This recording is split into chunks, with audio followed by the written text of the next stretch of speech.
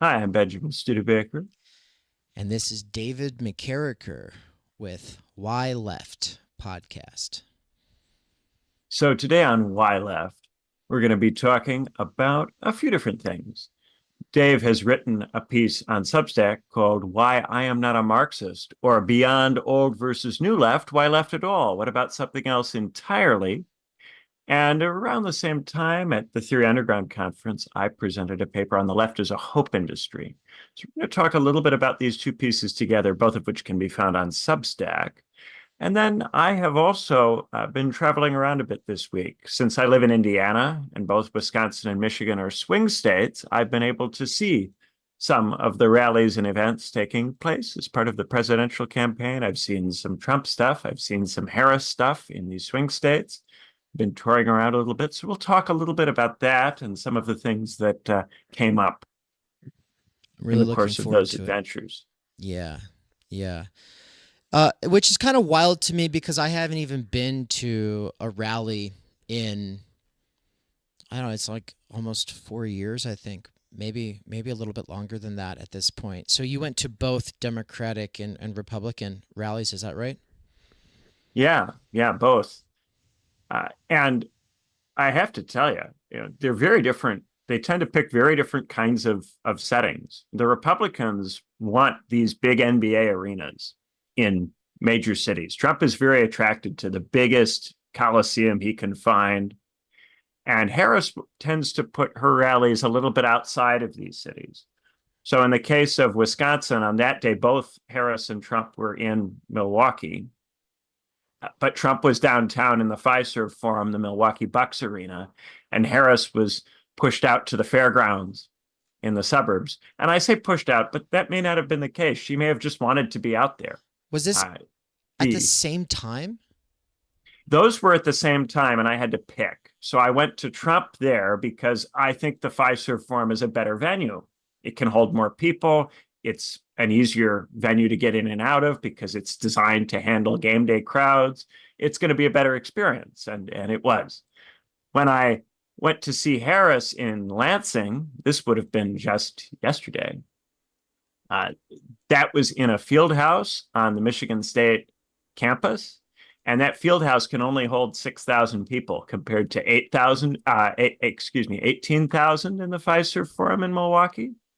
So I think that probably the crowd size for the two was comparable, but in the case of Harris, only maybe half of the people who came, if that, could actually get into the building. So many, many more people were left disappointed. And they also waited to tell people that they couldn't get in until they had filled the whole building up. So they didn't cut the line. They didn't tell people you're out of luck. It's hopeless. So many people stood outside for 3 or 4 hours waiting to get in and were then sent home. Whereas in the Fiserv Forum, they just opened the 300 level and allowed the people who were coming in that were more than they expected to sit up in the 300 level. And they were able to accommodate those people. But they did have some issues with the acoustics because they weren't expecting so many people to come. The sound system was not set up to project the sound up to the 300 level. And this is why people in the 300 level started shouting, "Fix the mic" at Trump. And this produced the media story that people heard of him complaining about the microphone. The real problem is that they had not expected there to be enough people to fill the 300 level. Okay. Yeah, I did see some headline to that effect, but I didn't actually look into it. They were framing it like he was just complaining, but I mean, I imagine if people were shouting about it, it's worth probably pointing out. There was something very poetic about the whole situation. In a way, it mirrored the whole meaning of Trump in politics. You have a bunch of people in the 300 level, people who are not supposed to be there, who are not thought of as part of the rest of the group, and so who have not been properly taken care of. The infrastructure doesn't exist to fully include them, but they're there. They're seated up there, right? They have a problem. They're shouting about their problem. Trump is taking their problem seriously and trying on some level to help them, but he doesn't know how to help them. And as the things he does make many of the things he does makes the situation worse, right? So he takes the microphone off the stand to put it closer to his face, and he's shouting into the mic to try to project the sound. but that's just causing reverb and the microphone sounds to be projected all over the arena. It's actually making the problem worse for everybody in all kinds of ways. And as it continues to not solve the problem, he gets frustrated and he's blaming the people backstage and mad at the people at the venue for not having set this up properly. In a way, it very much is his administration, right? Meanwhile, the media and the Democrats act like there was no problem to begin with, and Trump is just being unreasonable, right? So they deny that there is a problem to start with, and they don't tell you about the issues that people up in the 300 level were having or why they were having those issues. They don't tell you that more people showed up to the event than expected, and that was the cause of the trouble, right? All of that context is dropped out. So in a way, I felt the microphone thing really captured the whole nature of this cycle and of the Trump versus the Democrats thing. The Democrats say no problem exists, it's fake. Trump says there is a problem, and then he makes it worse. Amazing. Yeah, that could be, it is poetic. You could definitely write a whole piece or book even about that because, going with the analogy, I feel like I am one of those people at the 300 level who's just like, what are you all talking about? I can't even tell. And I'm so irritated about it. And then they're all like, shut up, there's nothing wrong.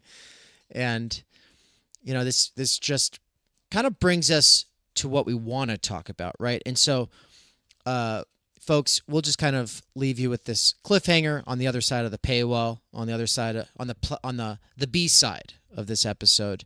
We'll talk a little bit about Kamala Harris and Donald Trump and who I want to lose the most out of those two names. But for now, let's just bring it back around to our two articles. I'll just say a couple things about the left as a hope industry. I think this is when I first fell in love with you, Benjamin. I was reading your book about The Way Is Shut, and when you called the left a hope industry, I think like I jumped so fast that like I don't know, I just found myself outside going for a run. I was like, yeah, this is awesome. And I think that's when I was like, I got to bring him back on. It's like soon. And the hope industry idea is something that I've thought a lot about since then. But even before then, people talk about cope and copeology and copium, right? And to me, hope is important, of course. Opium, maybe even in certain dosages when people are in a lot of pain. Sure, of course. But also we want to do something, or at least I really wanted to do something. I did not think that I was just high on copium when I was calling myself a leftist, when I was doing this thing that I now describe as left fusionism, which is something that I get into in my article. But I'll just say about your piece, there's a lot of things that you do that go beyond what's just there in your actual book. In this piece, which is the first post to Substack by Benjamin Studebaker. Everybody, that's right. Benjamin Studebaker has moved to Substack. Yeah, give it up. Give it up. Give it up for Benjamin and get on it. If you haven't moved to Substack yet, the time is now. A lot of people have been waiting in the sidelines, waiting to see what the next platform is. And considering the fact that you and Mikey, the two most boomer-esque Xer millennial types that I know, have officially made the move, it's real, we're there, it's happening. And that post, your first post, bringing it back around, is one of your 3 submissions to TU anthologies that are coming out very soon. And you presented on this one in particular as your keynote address at TUCon 2024, which was just about a week ago. And Anne, my wife, was like, holy shit. I knew that Benjamin was based. I knew that he was like really smart and blah, blah. She says all these nice things about you. I don't need to reiterate. Just believe me. Then she goes, I had no idea that his politics were so close to ours, though. This is actually kind of crazy. And it was because she sat through that keynote. And so maybe you could share a few things about that keynote before we get into my article. Yeah, that keynote really is based around this idea of a kind of middle capitalism that is neither workerist nor post-work. So I argue that there are kind of two quixotic lefts, one which is committed to a notion of the working class, which no longer obtains. The things that have happened to the economy over the last 150 years have changed the composition of the working class in such a way that the strategies and tactics that would have looked realistic 100 years ago, there are all sorts of problems with those strategies and tactics if they're just deployed today without any kind of revision. Yet at the same time, we also do not have the kind of world the New Left predicted in the 50s and 60s, when the New Left thought that we were going to have wild levels of automation, very rapid technological growth, and that everybody would be going to college, getting a degree, graduating, and then going into a good, high-paying job. And instead, growth stalled out in the 70s, 80s, 90s, and 2000s. And so what we were left with is a situation where we made a kind of partial transition to the professionalized post-work economy, but we didn't go all the way there. And so now we have a kind of rump working class that's not big enough, not strong enough to be able to do what it used to do historically. But we also have a kind of premature professional class, which is also not big enough, not strong enough to be the new class or the revolutionary subject, as many New Left theorists thought perhaps it might be. And so instead, we get an antagonism between these two parts of the proletariat.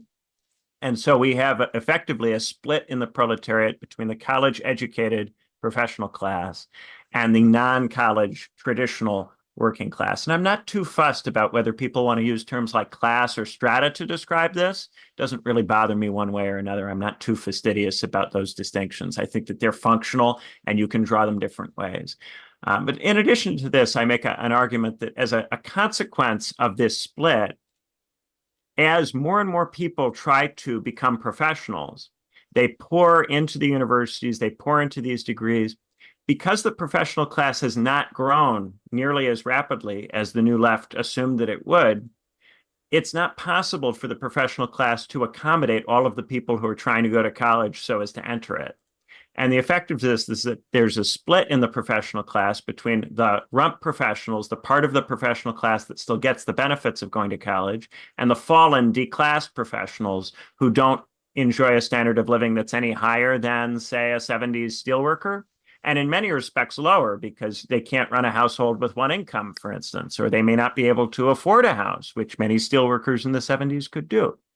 So I argue that as a consequence of this, we have a sort of rump professional class, the posh, successful professionals who make content largely for the fallen D-class professionals. And the cultural content that is produced creates false hope in these professionals, and it distances them culturally from traditional workers, making it harder for them to collaborate. And I argue that this causes left-wing organizations to immediately split along the professional working class line, but that this split is never openly acknowledged. And instead, attempts are always made to paper over it and talk about the split in other terms, in terms of, say, red versus green, or in terms of woke versus anti-woke, or racial, or it's racialized or treated as a religious or a purely cultural issue.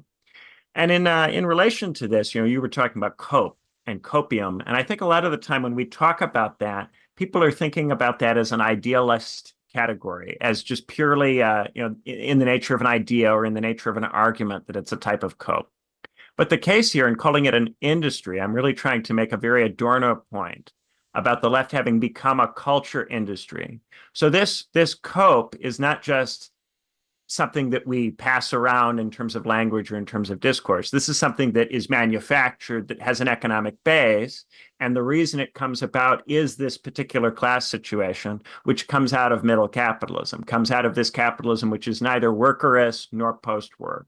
And I think that's really critical here. This has an actual structural cause. It doesn't just come from professionals being bad about their ideas, or people being weak and therefore prone to, or mentally ill, or whatever, and therefore embracing cope because they have flaws or they have vices. It comes out of the fact that very, very few of us are able to become successful professionals. And yet what we're being told all the time is that that's what you should do if you want to live a good life in this country today. So I kind of want to bring it back to this point about the split within the proletariat. briefly, because I think we should do an entire episode on the professional managerial class, PMC, and bureaucracy, and talk about the differences between those terms. Do this whole, is it strata, you know, however you want to pronounce it, and kind of get into the particulars of it. But for me, the proletariat is something that I'm going to bring up in my piece as we get into it. It's not obviously still the revolutionary subject, much less the political subject, which, you know, I go for the latter instead of the former because I don't necessarily buy into the assumptions revolving around the priority of revolution itself. So I'll just say the political subject isn't the proletariat. And the reason I'm saying that is because I have a very limited definition for what counts as the proletariat, whereas it sounds like you have a very expansive definition if it includes the college-educated elite, right? And the reason I want to draw that distinction is because the only reason, as far as I'm aware, that people use the term proletariat is because there was a time in history when people had a good reason to believe the proletariat, as opposed to shopkeepers and servants and peasants, the proletariat was special. It was obviously or plausibly the revolutionary subject. And it was a class apart from peasants and lumpen proletarians and shopkeepers and servants. And what we have today, I mean, most people who are working class that we know of aren't proletarians, right? Proletarian would be kind of like blue-collar workers, but even then, not necessarily, right? Because it has to do with, as far as I understand, a concentration in mass, right? Being fused together in the fiery hot furnaces of the industrializing cities. And so that this is the objective situation of the proletariat. Like, they see one another, they understand that they're a class, and that's not something that has to be done by people with theory. They have this base sort of union consciousness as a result of their actual class standing. Do you see that term being useful here, or were you just speaking loosely? I just kind of want to pin it down. Yeah, this gets tricky because people will try to lock these terms down. And when you lock the terms down, then it becomes hard to navigate how different people are using them. In practice, the term proletariat gets used in many different ways for many different purposes by many different people. So I think it's critical to get a clear understanding of the way it's being used in any one instance. But I wouldn't insist that there's only one right way to use it or that everybody has to use it in the same way that I would. Certainly, you could use the term proletariat narrowly to talk about industrial workers, right? Workers in factories, large numbers of workers concentrated together in particular factories, particular plants.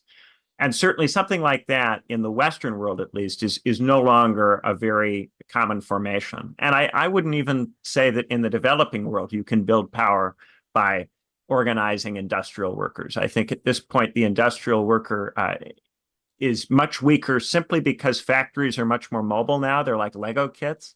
So when you face a strike action, you have the option to just pick up the factory and move it to a different country where there's different conditions. And this has very much changed the way things work. You know, when the British were the first state to industrialize and they had factories and nobody else did, the factory workers in Britain had enormous leverage. It was not the case that you could just start those factories in other countries and easily pick up right where you left off. In many cases, Britain was the only place where there were hospitable conditions to operate those factories in the early days of capitalism. But as time has gone on, it's become easier and easier and easier to run factories in more and more places, much, much simpler than it used to be. So certainly, if you were to understand proletariat to mean industrial, then yes, you know, that the concept is incredibly outmoded at that stage. I was using the term to mean people who get most of their money from a wage. Most of their income comes from wage labor, who exchange their wages for time, right? And that makes the term more flexible and more adaptable and able to potentially operate in different contexts apart from this heavily industrial context. Of course, if you're going to use the term in those other contexts, you can't just assume that the proletariat has the same capacities that it has when it is industrial in character, right? If we're going to talk about a post-industrial proletariat or a more service economy-oriented proletariat or a more logistics proletariat, then we have to talk about it differently.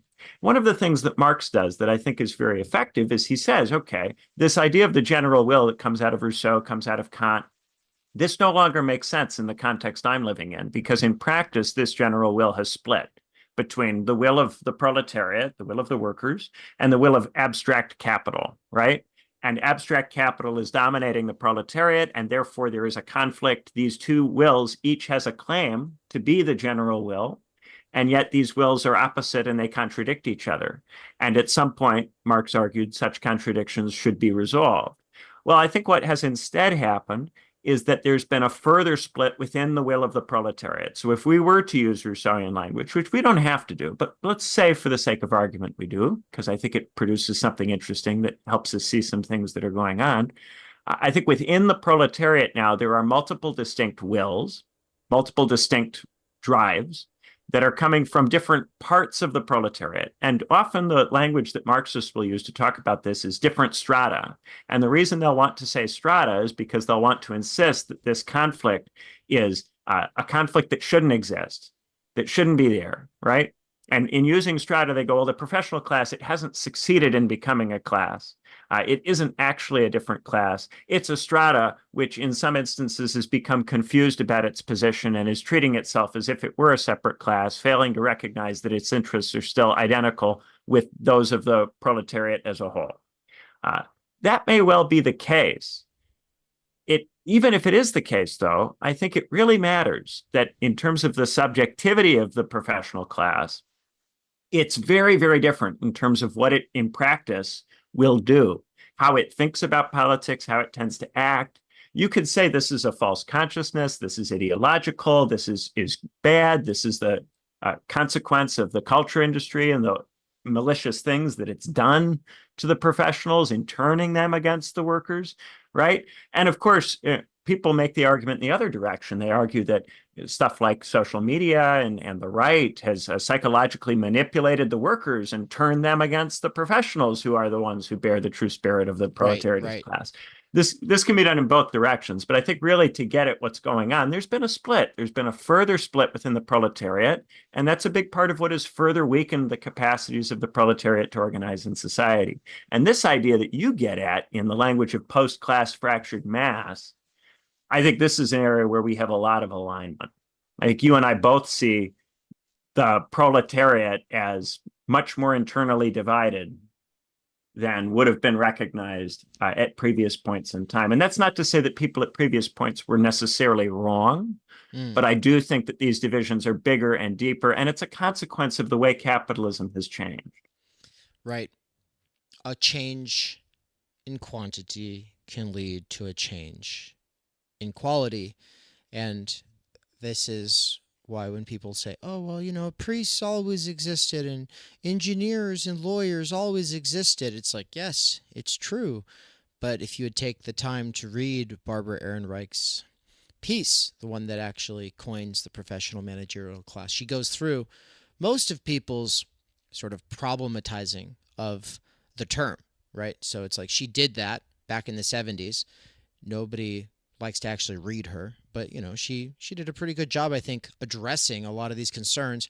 And to the concern about, oh, these categories have always existed, it's like, yeah, but they went from being like 5,000 in the United States to like 250,000 in the United States, like in a rapidly short period of time. And this was not pure chance that there was a self-consciousness to this entity, this social entity. There was a self-consciousness as articulated by Frederick Winslow Taylor, but even more radical types such as W.E.B. Du Bois, or a little bit later, Edward Bernays. In fact, I kind of like reading them think that they got off on the idea that they were so powerful. And part of it was selling themselves to capitalists as like, hey, look it, we can actually solve your labor conflicts. We can actually make the workers identify with you. We can do that so that you don't have to call in the Pinkertons. But they were actually doing that, saying that. It was intentional. And I know, like, I always have to drive that home because progressives are afraid. They're so afraid. The most fearful people I know are progressives. And one of the biggest things that they're afraid of is anyone thinking that they might think that there's anything intentional ever happening. And especially if it could sound remotely close to anything like a conspiracy. They're terrified of it. Their entire modus operandi in the last 5 years has been this motivation to avoid sounding like conspiracy theorists. But I believe that we can say that when Frederick Winslow Taylor, Edward Bernays, and W.E.B. Du Bois are saying that they and their class are going to be able to resolve the kinds of conflicts happening between the workers and the rulers, we should listen to them. And just because the PMC today has forgotten about its origin story and doesn't want to think about those roots that have been institutionalized, those roots that were a reaction to labor organizing, I guess I want to say it's on us to remind them, right? Because this sort of self-consciousness is important. So the professional managerial class consciousness and ideology course that I taught with Elton L.K. of the Working Class Intelligentsia in 2023, in the spring of 2023, the whole point is to kind of get at, look, it's not just that you belong to this class or that maybe you don't belong to this class. As soon as we start getting into those questions, it kind of backs us into this identitarian corner where we're playing working class identity politics. And I think most of people's sort of defensive overreactions against the usage of the term come down to they don't like that working class identity politics thing. And I'm on their side. Yeah, we're not being Maoists about this. No. We're not saying that if you are a professional or if you've been to college, that there's something wrong with you purely on that basis. As Ehrenreich says in the book, you can be a class trader. You can be someone who comes from a class and yet nonetheless acts in the interests of some other class. That is, of course, possible. And nobody should be assuming that just because somebody comes from a particular family or has a particular background, that that necessarily means that their political action must serve the interests of the class background. We are not being cultural revolution Maoists about this. No. It's not a struggle session, guys. We're not going after you or reproaching you. But I think this point is really critical. One of the things that happens when you have a split occurring in a class is that the parts of the class will try to deny that the split is occurring so that they can continue to speak for the other part that has been split off. So you see this during the 19th century, right? People like Frederick Bastiat arguing that there isn't really any distinction between the workers and the capitalists, but that really the distinction must still be made between those who work and the plunderers, the nobles, the people, the rent seekers, and that's the only distinction that matters. And no other distinction matters apart from that. And this is a conservative way of trying to hold on to a way of talking about it that no longer obtains by the point at which Bastiat is writing, right? And Bastiat is now recognized as a libertarian and a figure of the right, but he was saying, no, we are here to sort out this conflict, to overcome the plunderers, and then we will all benefit together as a consequence of our overcoming the plunderers. Progressives today talk the same way Bastiat used to talk, but they talk about themselves together with the workers as if they have one will and one goal, and their only obstacle is the 1% or the capitalists. And this just doesn't reflect where things are actually at now. It's a way of papering over a division which has regrettably emerged. And we don't have to be happy that it's happened. We don't have to be glad. I'm not glad it's happened. I very much wish that professionals and workers could be in the same organization, treat each other with dignity and respect, cooperate, work together, have the same priorities, stick to those priorities when other stuff comes up that potentially can split them off or distract them. But that isn't what happens. Instead, what happens is that as soon as you start trying to get together, what you find is that the professionals care about very different things from the workers, right? And the professionals might say, oh, yes, we in principle support Medicare for all. We in principle support increasing time energy for ordinary people. But as soon as something happens to do with an issue that is one of the pet issues of the professionals, that has something to do with the way that they talk to get recognition, they'll say, no, it's much more important that you use the kind of language that we use and talk the way that we think is appropriate. And we're going to put that ultimately ahead of keeping you in the organization. We're going to put that ahead of our shared material economic goals. And we saw this very firmly in the last 10 years, very, very clearly. It's shocking to say it in language, because really it's astounding what the professionals were willing to give up in favor of language. They gave up the entire Bernie movement and all of the goals of that movement, prioritizing instead purity of language. That was what ultimately mattered most to them, because to them, feeling like they're one of the people who is deserving and has done the right things and uses the right terms, that's more important than achieving the political goals. And that really is something that has to be reckoned with. It can't be denied. It can't be put to one side. At this point, we have a historical record of more than 5, at this point, closing in on 10 years, where there was a real serious movement with material goals, and the professionals repeatedly said, it's more important to talk about Black Lives Matter. It's more important to talk about LGBTQ. It's more important to talk about trans. It's more important to talk about COVID. It's more important to talk about whatever it is that the professionals on TV and on YouTube are talking about. It's more important to tail those people than it is to talk about the material interests.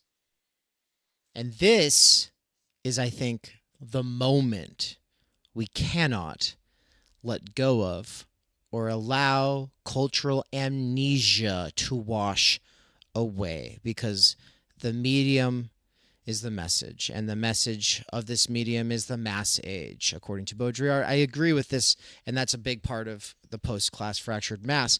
Well, what else is the message of the medium, of this mass age? It is presentism, the now this, now this, now thisification of everything, constantly turning everything into entertainment within the presentism context.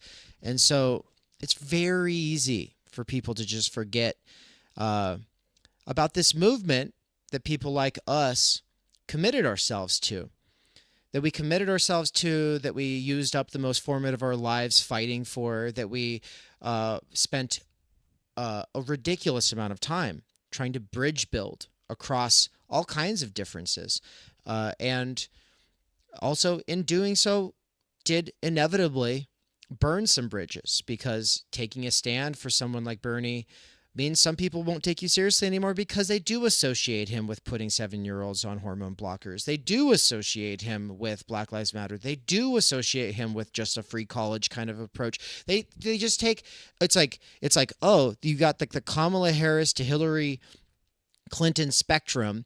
Oh, multiply it by 100, that's Bernie, except that he's got a gruff way of talking. So they like the gruff way of talking, but they don't like the package that they take to basically just be democratism supercharged. But of course, anybody who is paying attention, and there's not that many people remaining perhaps from this time, but anyone who was paying attention at the time saw the shift between Bernie, who was against the Democratic establishment, to Bernie, who would not rail against the Democratic establishment, but was instead just railing against Trump, right?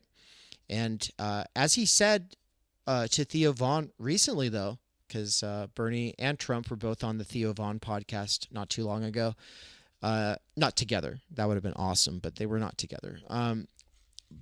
Bernie said he totally gets why people like Trump, though. And the thing is it's so hard for pretty much anyone else in the Democratic Party to acknowledge that there are things that are appealing.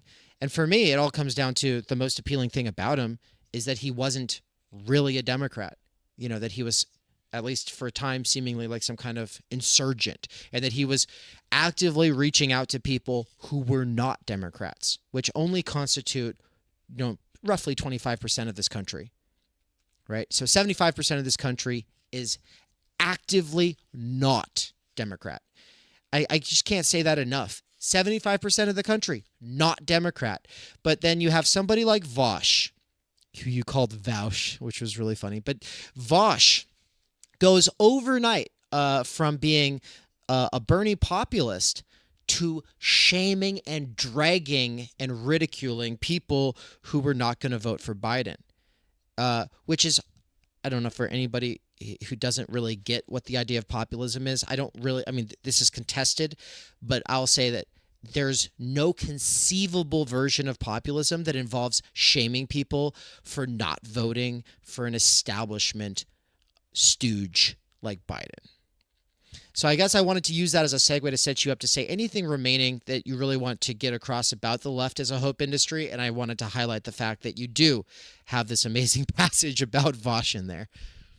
Why is he in there? Well, yeah, he's in there because a lot of people who go to school are, after they come out, they want to get a job talking about politics. They want to get a job talking about the stuff that they've studied in school. But it's hyper competitive because there are so many of us trying to do that. And this makes them vulnerable to the algorithm. It makes them vulnerable to audience capture and algorithmic capture. And I consider him to be an example of a person who, unfortunately, for him and for his audience, has been captured by these forces. He doesn't get a real choice about what to talk about. He doesn't get a real choice about the positions he takes. He lives in fear of the audience. He lives in fear of the algorithm and it ceasing to reward him. And because of this, he is not free to think for himself or take his own positions. And he's just one example of something that is really a structural problem. It comes out of the fact that there are so many people trying to be professionals, and yet middle capitalism is not capable of generating a professional role for everybody in society. It's not capable of actually giving everybody this life that it promises. And this creates an enormous amount of frustration. But there's a real difference between the fallen professional, the person who went to college, wanted the professional life, didn't get it, and the traditional worker, excuse me, who never went to school and didn't try to do all of that and isn't looking for that life or expecting it. There's a very sharp difference in terms of the expectations, in terms of the way ideology functions, in terms of the kind of practice, kind of language. All of this continues to be papered over and denied. And I part of why it is papered over and denied is so that when people don't get what they're looking for, there's somebody to blame. When the workers don't get what they're looking for, the fallen professionals are there to be blamed.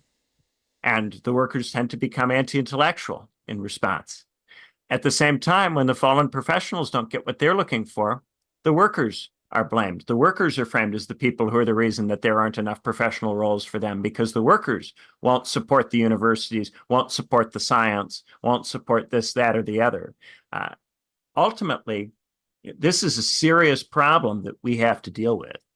And it's heartbreaking because really, all of these people I used to go to high school with. I used to go to high school with people who became professionals. I used to go to high school with people who were workers. I played video games in my basement with people on both sides of this divide. It's not as if we all, live in segregated communities.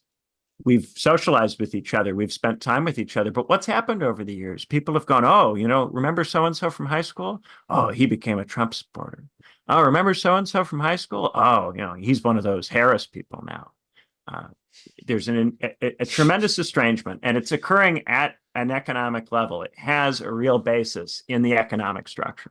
White dudes for Harris. Let's go. We could do a whole episode on white dudes for Harris. That's a whole thing right now, right? And yes, we could. And I have like this conflict right now where I'm trying to decide if it's worth it. I'm thinking about doing a public endorsement for Harris because I really want to see what that person who sent me that email has to send me if I do the endorsement. But anyone who's not aware, there's an amazing email. I read a snippet of it with Benjamin recently when we had my father-in-law on for episode 3. This was the person who was literally shaking because we had Nick Land on. Well, they say that, yeah, if I show them proof that I endorse Kamala, they'll send me some files, and I really want those leaks. And so, yeah, I might have to become a Harris dude, guys. Just putting that out there. But on the note about consciousness and ideology, you don't have to belong to a class to have its consciousness, guys. That was the point from earlier that I wanted to get at. That's why I brought up the title of that course. You don't have to have a standing in a class to have that class's consciousness.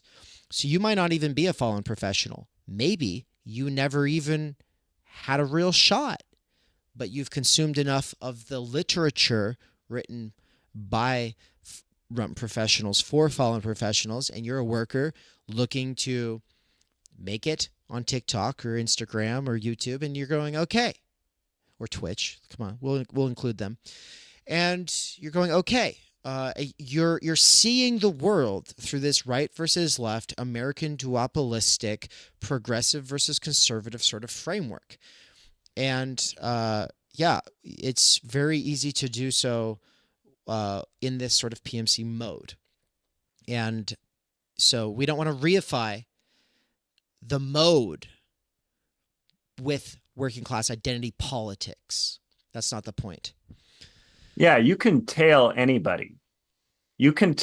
Some people tail the capitalists, right? Some people identify with Elon Musk or Jeff Bezos, and they have a subjectivity and an ideology which is appropriate to the capitalist class. We recognize that as a kind of ideological tailing. Many small business owners have that kind of mentality. They think of themselves as part of the capitalist class, even though they're petty bourgeois, right? In the same way, you can think of yourself as one of these professionals when you're not really one of these professionals. And that tailing can nonetheless affect your political praxis and action. Everybody recognizes this stuff when it's in the 19th century and it's about capitalists. But when it's now and it's about professionals, people deny that these mechanisms take place.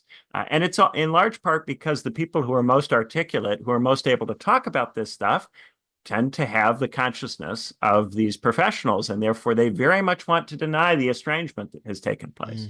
They want you to believe that they really are talking to the entire proletariat. They are not talking to the entire proletariat. Their audience is not the entire proletariat. But I also want to talk about your piece, Dave, on this side of the podcast. Right. So let's get into your piece.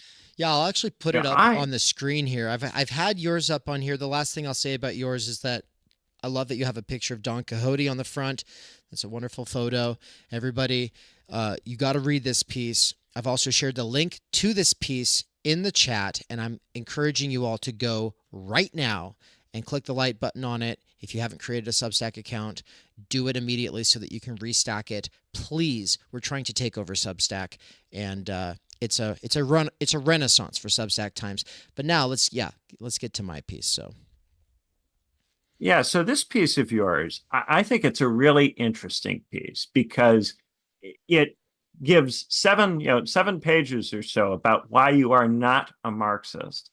But part of what I love about it is that at the beginning, you point out that there are some high instantiation Marxists who can deal with some of the things that you're talking about.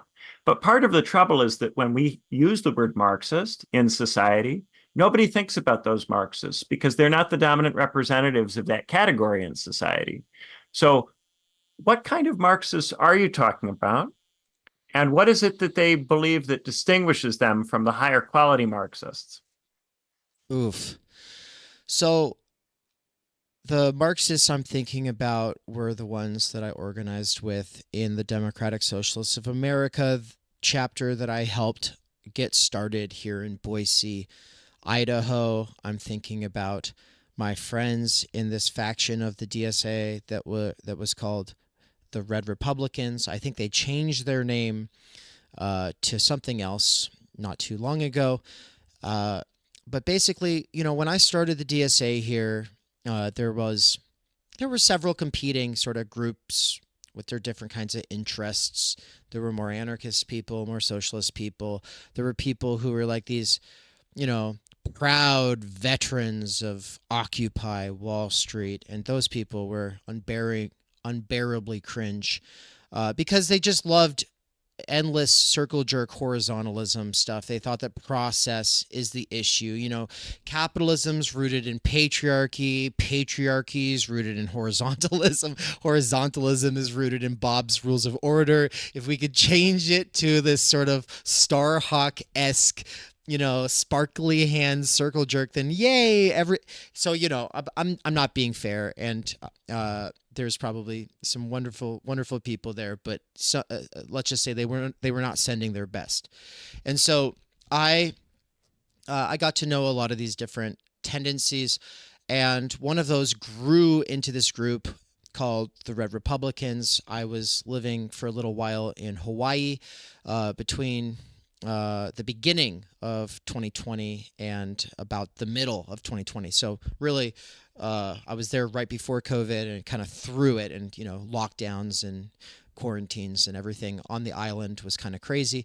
And while I was there, Anne, who we were not even engaged yet, we were just dating, and she was living in Boise, she got involved with this Red Republicans group, and she was pretty excited about it because their idea was we're going to find a way to articulate ourselves in a way that can get Democrats, Republicans, Libertarians, Greens, everybody excited. Just like the idea was kind of like, and this is a different episode we'll eventually get into, kind of something that you said before about, maybe we can let go of the terms. Maybe we can let go of the signifiers. Some kind of rebranding is necessary. I say it goes beyond terms and signifiers. It gets to actual signifieds themselves, and so that's a whole other conversation. But anyone who starts talking about changing signifiers around, letting go of old terms, I start tuning in. I'm like, okay, this is really interesting. What's going on here, guys? And their language very early in was very like American revolutionary, very like, oh, there's you have a right to your labor, and they weren't using Marx and Lenin's names and images and red flags on everything, but it did become that. And yeah, it's kind of like this Quixoteism that you talk about. Like they've spent a lot of time reading old books. They can't see any genuine changes in the conditions, and so they're doing the thing, And I moved back here. I got involved. I was on their education committee for a little while. There were several people who were super anti-theory on the education committee. It was wild to me that there were people on that committee who didn't even care about reading. And it's like, this is the education committee, guys. Come on. But for them, I was always too academic. And I was like, okay, well, that's fine. Sure. I am too academic. Fine. Sure. Not everybody's going to like the way I talk with big words sometimes. But their sort of trajectory was being pulled by a certain kind of tendency that I'll describe. I think there's nothing that sums it up better than the old leader of the Party for Socialism and Liberation, PSL, in Boise. That person, their leader, the chair of their committee or whatever, told me that Marx read Hegel so we don't have to, Lenin read Marx so we don't have to, and then Stalin read Lenin so we don't have to, and then Mao read Stalin so we don't have to. Now let's get after it. We have a revolution to make. And that was the spirit of the tendency that started steering this organization. And so I jumped off at some point. And so this idea of like, oh, well, there are big brain Marxists who can respond to what I'm outlining in this essay. Yeah, 100%. I agree. I've had people in my chat say, when I'm problematizing psychoanalysis, they'll be like, well, Lacan wouldn't have argued with that, or they'll say Lukács would agree. It's like, cool. So tell me, where is the party of Lukács, right? Like, where's the party of Lacan? Like, and where's the book where Lacan wrote the point that I'm making? Just because your favorite thinker would agree with some point that I'm making doesn't mean they wrote the book about it, or it doesn't mean that any of their disciples or acolytes have actually tarried with that problem. So it's one thing to say that someone wouldn't have had a problem with it or could have signed off on it. It's another thing to say that realization or point that I'm trying to make has registered with the people who tend to use that term, and in this case, Marxist. So I don't think most Marxists are PCFM pilled, right? Post-class fractured mass pilled. I don't think that most Marxists are. So that would be my answer to that. What I guess in the last 10 minutes here, what parts would you like to zoom in on from this article? Yeah, so I think that's a good answer. There are certain changes that have occurred that you notice and point to that aren't taken into account in the actual practice of people who call themselves Marxists. They're not integrating these insights into what they do. And even if they claim, in terms of books or in terms of intellectual heritage, that they or someone that they respect could deal with it, their practice doesn't reflect their having dealt with it. So I think that your point about the education system, I think, is very interesting, because the education system point, I think it synergizes a bit with some of what we were talking about earlier with the professional class. This idea that there's really two different education systems that are meant to create two different kinds of people. And both of these people, I think, would be called working class or proletarian by a lot of people on the left today. But there really is a sharp distinction that you laid out. Yeah, so the education system, I say our education system was constructed not to empower, but to divide, subdue, and co-opt revolutionary potential into a kind of class society that had to be constructed through a regime of public education that was inconceivable in Marx's time, though the seeds had been planted by German idealists like Schelling. And I think the most important piece here, I think it's just so powerful, is this quote from Woodrow Wilson in 1910. In direct response to the successes of labor organizing there at the turn of the century, he says, we want one class of, and he's the president of Harvard when he says this, by the way, the institutional cachet that he is carrying, symbolic capital, if we want to say that, is about as much as you can possibly have. So he said, and this is obviously soon before, right before he becomes a president of the United States. So he says, we want one class of persons to have a liberal education, and we want another class of persons, a very much larger class of necessity in every society, to forego the privileges of a liberal education and fit themselves to perform specific, difficult manual tasks. And I added read liberating, at the 2 points that it says liberal education. Read that as liberating, because I think a lot of people, like my younger self, they hear liberal education and they kind of think of like, blue-haired pussy hat wearing people who are just like, their education. No, we're talking about the fine arts. We're talking about the liberating arts. And what are you liberated from when you're pursuing these arts? Necessary labor, literally. And that's what it's always meant. It's always meant that for 2,500 years. That is what freedom has meant to the aristocracy, who saw liberation as liberation from drudgery, from preoccupation with necessary labor. And that's only created by having other people do that so that you can be in this state of skole. And I don't resent anybody from history who ever felt that way. I think the more anarcho-socialist thing is to resent people who felt that way, but mine is not. I say based and leisure pilled. They had it right. We just need more of that for everyone, right? But yeah, I want to pass it back to you after just saying this. I'm not saying that there's two kinds of education, being public schools and then college, or these disciplinary schools versus these elite like Montessori kind of schools. I'm saying the system of education that encompasses all of those is meant to reify the meritocracy, and is meant to teach people who don't sit at the front of the class and force themselves to focus on things that are not their immediate interests for 25 years of their life, that they deserve entry-level work, and that people who do sit at the front of the class and force themselves to pay attention to things that they don't care about for 25 years, those people do deserve a six-figure salary.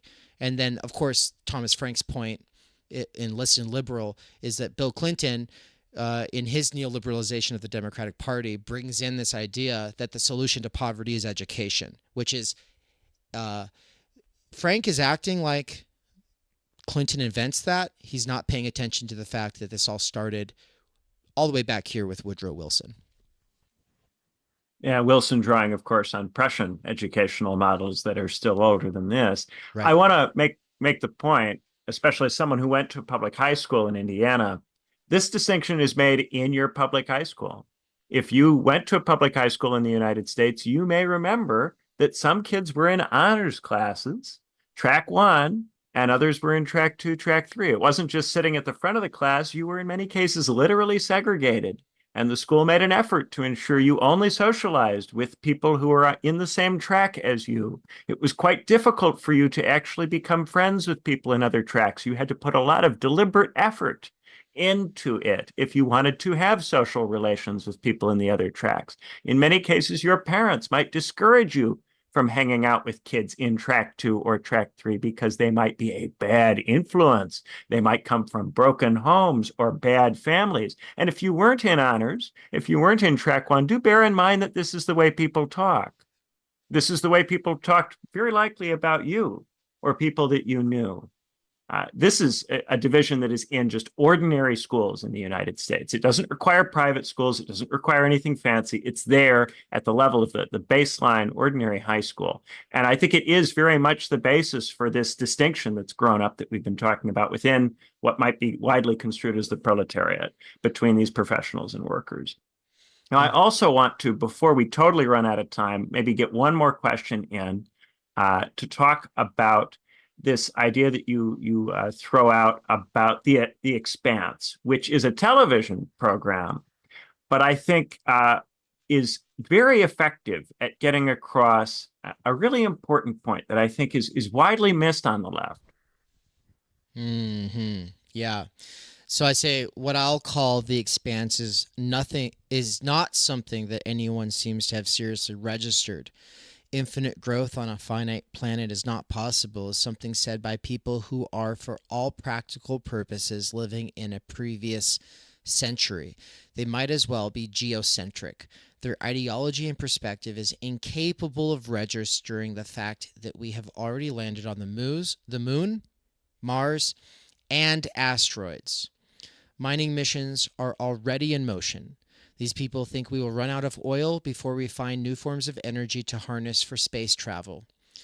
And then I do a little shout out to James Ellis and Chad Haag, who are creators kind of in the underground theory scene, and Evan, who's a TU subscriber and someone that we hung out with at TU Con, and he presented on the limits of oil. And so I guys, to all three of you and everyone else who's kind of this, I do want to say, and I didn't really dig into it as much as I would have liked to in this piece, but there are real limits. There are definitely real limits. There's real scarcity. I hate this kind of leftoid, we're in an age of abundance. It just needs to be redistributed. No, there's definite limits on this planet. The point is this planet is a speck in a seemingly infinite universe, and there's more resources than we can possibly even begin to comprehend. And harnessing those ought to be the first goal. I would say that that's a more important goal than a classless society. I would say that's a more important goal than anyone's political agenda today. And to some extent, Elon Musk, he is cashing in on the fact that people want to see that kind of forward thinking.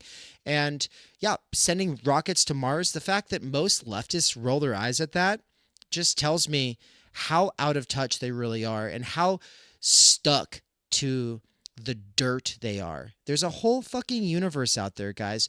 But the most important thing I get at with The Expanse, and this is why I riff off of the show in particular, is that I don't think it's going to be a bunch of Star Trek socialists in space. I think it's going to be Mormon spaceships.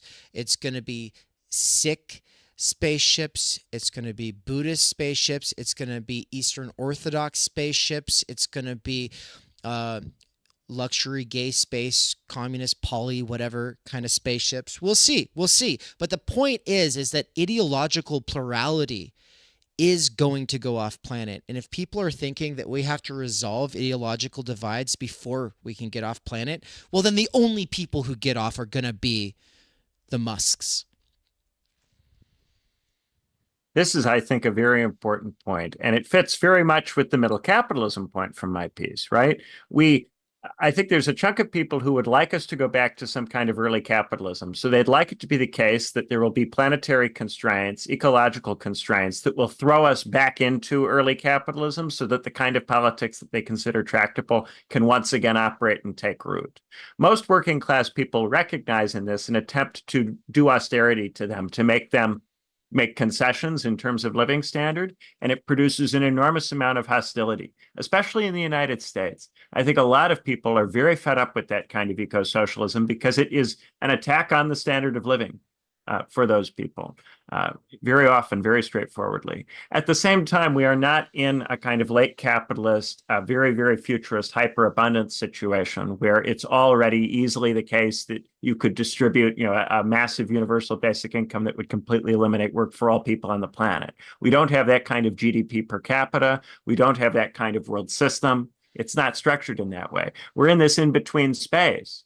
But trying to go backwards or rooting for humanity to fail and for human beings to be unable to overcome abundance, this is a behavior of someone who is in reaction, someone who's angry about the direction the world is going in and is rooting for people and for human endeavors to fail. And that's not what Marxism and the left has traditionally been about. It's traditionally been about going through capitalism to get to a position of greater abundance where it becomes possible for people to see, oh, it might be possible for us to not work or for our work to not be so onerous and so painful. If you instead say, no, the way that we'll get socialism is that there will be an ecological catastrophe and that all of the states will collapse and then people will be plunged into a primitive condition, you're rooting for something to happen that is horrific, that causes enormous devastation. The planet cannot support 6 billion people with a primitive economic model. And human beings who live around the world in poor circumstances are not going to be drawn to a movement which operates on the premise that the world should change in such a way that there isn't enough food for them to eat. Yeah, the only people who are going to win in that dynamic are the next, the next Genghis Khan, the next warlord. That's the only person who's going to win in that kind of situation. Yeah, there's so much more that we could say about that piece. You kick up a bunch of different interesting arguments, and I think they're all important arguments for people to reckon with. And I very much encourage people to go check out that post that you wrote on Substack. But we have hit about the hour, so we should probably get over to the B-side now. That's right. So folks on the live side, we'll be right back after this.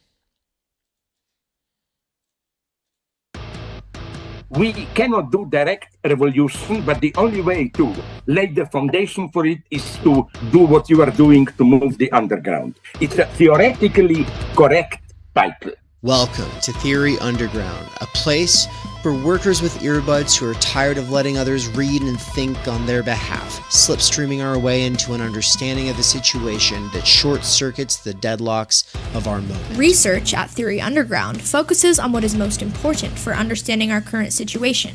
Theory of the subject, capital, time-energy theory, critical media theory, CMT, and the most essential critiques necessary for understanding why the theory, ideology, and common sense of influencers left to right misses the mark. Theory Underground is coming to a city near you.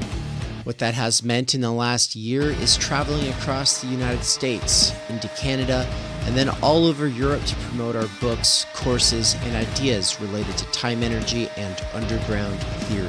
You've been reading Underground Theory. I'm a publisher and an editor. I run a review of books. Literally, it's my living. This is the best edited collection I've ever read. Okay, picture this scene. America, early 2021. An Amazon warehouse worker arises from the emerging underground theory internet scene to create spaces for untimely topics and concerns that are too often neglected or kept in isolation today. Joined by a revolving cast of underground theorists, academics, and critics, he establishes what will become Theory Underground, a teaching, research and publishing platform by and for working class intellectuals, autodidacts and academics who want to do more than they're able to do within the confines of academia. That warehouse worker's name is David McKerracher, and his book Time Energy is his first major contribution to the world of theory. It was recently reprinted with a foreword by none other than Slavoj Žižek, who also contributed to Theory Underground's latest book. My Bible, it's an excellent book. A collection of essays called Underground Theory. What you just heard is an excerpt from the Strange Exiles podcast, episode 23, where Bram from Strange Exiles interviewed me and Mikey. For those who don't know, Mikey is the author of the Dangerous Maybe blog.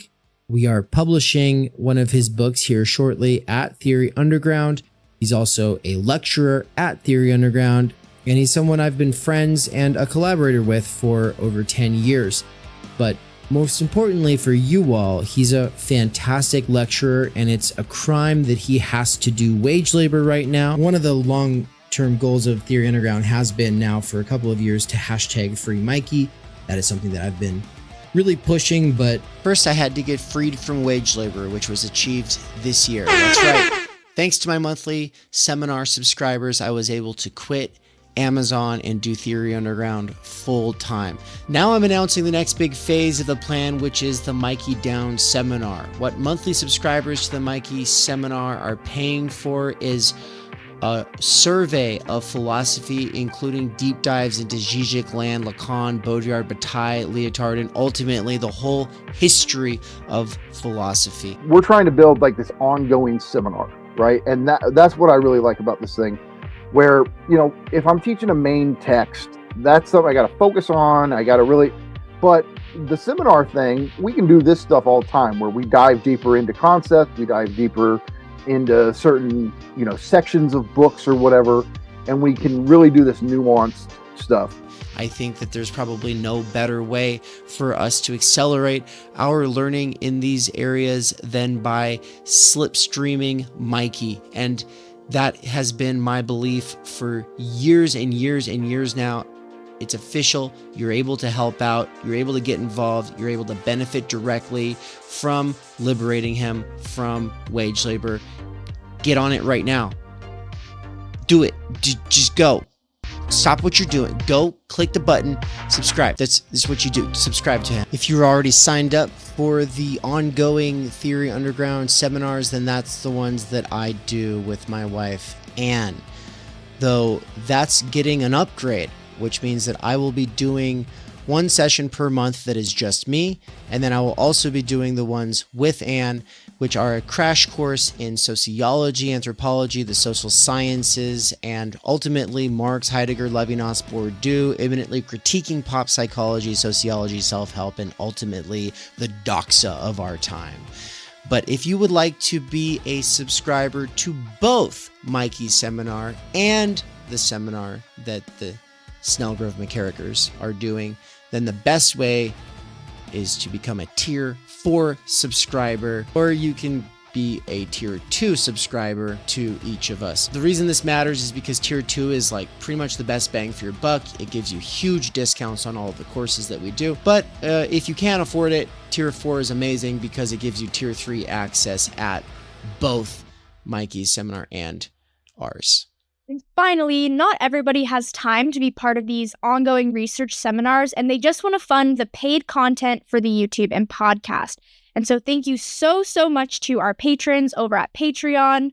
They're the ones funding all the free stuff. So big thank you to Bert, Marilyn, Carl, Sahil, Zozandra, Nikolai, Darian, Tyler, and Mandeep, and all the other ones.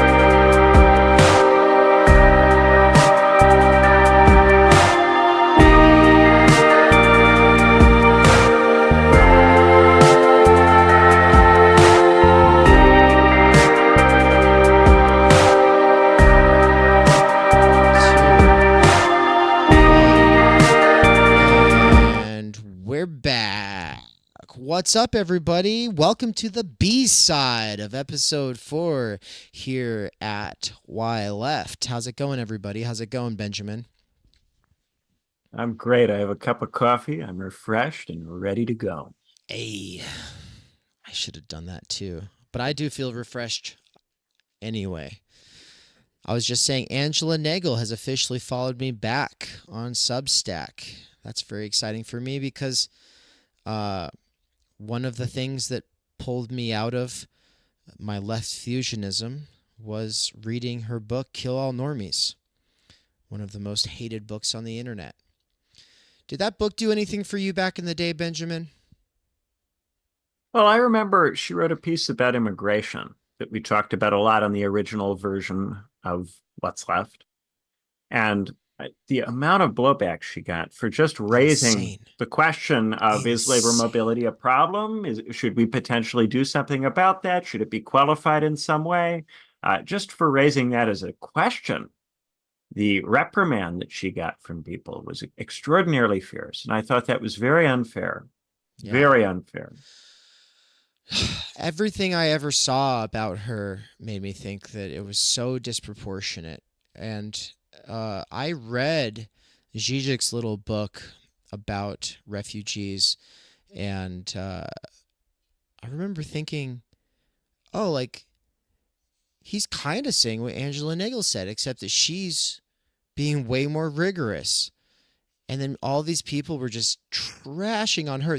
Zizek got some blowback, but it's just so disproportionate in Nagel's case. And the fact is most of the people who hate on her book focus on really irrelevant aspects of it, and they miss the main point.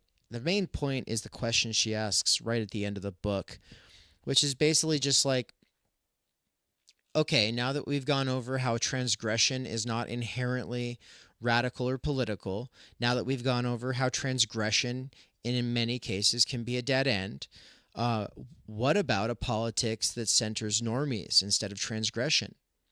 Meaning like basic bread and butter goods, not appealing to fringes, not appealing to niches, not appealing to incels and transes. No, which, by the way, I do take to be like the two sides of the internet, even though there's so much overlap in a lot of cases because you have plenty of incel trans people. That's fine. I don't have a problem with bronies either. Like, I don't have a or furries. It's like, cool, man. Internet people, do your thing, you know? But have you run across that transmaxing manifesto? That kind of combines the incel with the trans. I don't know if you've run across that. No, I haven't seen that. I'm not sure if it's trolling or if it's sincere, but somebody made an argument that you can trans as a way of dealing with a question of sex scarcity. It's a very bizarre argument, but I thought I would draw your attention to it since you framed incel and trans as opposite sides of the internet. And in this piece, they're intimately linked. It's horseshoe theory for the niches. It's I'm not, by the way, suggesting agreement with this, guys. I'm just making Dave aware of something that I saw. Yeah, I'll check it out. But in some cases that's a thing. But all my point is to say, what would a politics look like that is more boring? It's more boring to people who need everything to be transgressive, but it, in fundamental ways, is as transformative of our existing situation as possible, right? And that was part of it for me, was just like, there will be no radical mass transformation that without centering normal people concerns and learning to appeal to. And then I take it a step further, and I'd say parents are the most important political subject. Parents are. That doesn't mean that if you are not going to be a parent, that there's no reason to think of you. But the problem with radical politics since the 60s is it focuses on the young and the girl bosses, right? And so parents are just kind of cut out, and then the only people who will speak to them are Republicans, and not always, but that's definitely the thing. And so, yeah, my sympathies are with the parents because I want to become one, but also it turns out they're necessary for making people at least for now. And I personally won't trust the kinds of people who are made by other means. So, I'm a biological parental reproduction supremacist. For the next few hundred years, as we have test tube babies trying to take over the discourse, I'll be the asshole who's like, I don't know, guys. I don't know. I think there's something special about the OG way to make babies. Well, certainly in the kind of society that we have, this is an essential kind of labor. And it used to be that feminists made this argument that the work that is done by people in the home is socially necessary labor. And therefore, perhaps there should be a mechanism for ensuring that the people who do it are compensated. Instead, what happened is that the argument became that you have to create a pressure on everybody to work, regardless of sex, regardless of family situation, that everybody has to work. And therefore, one of the jobs that people can have is taking care of other people's children. Mm-hmm. And that was the decision for how to handle and to convert into paid labor, childcare and family labor, but to make it something that's done by just anybody and not something that's done by the parents of those particular kids, to professionalize it, bureaucratize it, turn it into something you have to be certified in, to the point at which it can be argued that if parents are providing it themselves, that it must be inferior because the parents haven't been trained. And that, I think, has been the general direction it's gone in. And I think that has not been at all good for kids, because kids need to be loved. And it's very difficult for people to love strangers, even when they're being paid to do it. Loving a stranger is hard. I'm not saying no one can do it, but it's not an easy thing to do. And kids can tell when the people who are caring for them don't love them. You can't fake that, and you can't be paid to fake it. No, it's like the roommatification of everything, right? It's something I like to point out in terms of things that people have become accustomed to that they take for granted and they don't think about how fucking weird it is the fact that we've taken to living with strangers because capital wants us to. That's what a roommate is. Now, of course, you might say, well, he's my best friend. I knew him for a long time before he moved in with me. Yeah, sure. But most people's roommates aren't like their best friends. And in a lot of cases, turning your best friend into a roommate ruins the friendship. This is a repeated story, right? Most friends are proximity friends, or they're some kind of special activity friend, right? They come out of some specific context, they come out of some specific goal or activity, and then to uproot them from that and put them into the same house as you, it can really mess up the whole dynamic. And the fact is private property, the idea that this civilization is supposedly built upon is the thing that we're all just taking for granted, that we won't have it. We won't have private property and we won't have privacy. We're going to live with strangers. And now we're talking about strangers telling us that they love us when we're little kids, telling us that they love us because they're paid to. And of course, in some cases, maybe they do, but is it the same kind of love that you can get from your actual parents? Probably not. I'm just guessing, right? And then, of course, in your old age, the exact same thing. Oh, you're going to have strangers taking care of you when you're old. Great. Wonderful. Yeah. And people will make the argument that because some parents are abusive or do a bad job, that this bureaucratizing and professionalizing of caregiving is necessary. And all I would say to this is that it's like making the National Health Service dysfunctional in the UK by underfunding it and undermining the conditions for it, and then going, look, government health care is terrible. You might as well privatize it. It's the same kind of argument, but made in a different direction. These people have destroyed the conditions for good family structures to exist. And then they go, see, isn't the family an awful institution? Why don't you just hand over your kids to professional caregivers? This kind of stuff is completely nuts. But people only pay attention to these sorts of arguments when they fit into the train tracks of what you're supposed to think if you're progressive, what you're supposed to think if you're conservative. And as soon as the argument works in the direction of something that isn't supposed to be part of their box of beliefs that they're supposed to have in terms of the identity that they've adopted, the signifier they've adopted for themselves to help themselves make sense to themselves and to others, as soon as that happens, the brain turns off because it is a threat to the identity and a threat to the sense of things making sense. But all the arguments that are made about national health services can be made about the traditional family. Yeah, really good stuff, man. And Giggle Blizzard said, also hard to love 20 kids in a room at the same time. Yeah, that's it's like people I come from a big family and people will always say, "Oh my God, how did your mom do that?" 10 kids. Wow, that's so many. And of course, I'm not saying that's not a lot, but you think that's a lot? Try 20 kids all day, every day, cycling through your classroom. Oh, yeah. That's so much. So, my mother in law, right? She has way more kids to deal with on a daily basis than my actual mom did, right? My mom was just dealing with 10 kids, at the peak when they were all there. Not it wasn't all there at the same time most of the time. But no, as a high school teacher or a middle school teacher, depending on the decade we're talking about, my mother-in-law is dealing with it's like this one age group all day every day, and there's like this rotating door, so it's like batches of 20, and it's like I'm sorry, like, is that really so much better than having 10 fucking kids? To me, it seems like a nightmare. And of course, they have the rewarding moments. I've never talked to a teacher who doesn't have their rewarding moments, and there's some kind of symbolic reward that comes with being a teacher. But I see a lot of people leaving the profession. Every teacher I know has talked to me about wanting to leave the profession, and yeah, it's very dispiriting. And it's very difficult when every year, as soon as you get to know a kid, they're gone, they move on.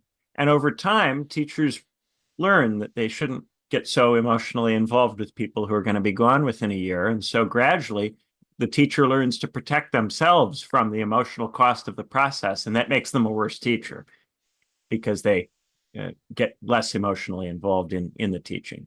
It's one of the reasons why statistically more experienced teachers are often less effective, because of the negative effect psychologically that teaching that many people has on a person over 20, 30, 40 years. That's not to say it's true in every case, of course. We all have had that one amazing teacher who's taught for 30 years and is still great. But we've also had the teacher who's taught for 30 years and clearly wants to be retired and is constantly trying not to get too involved and treats you like you might be a prisoner, you might be up to no good. We've had many more of those than we've had the teacher who's been in there for 30 years and still treats everybody like one of their own. But I also wanted to reference, my family is kind of the opposite side of the spectrum.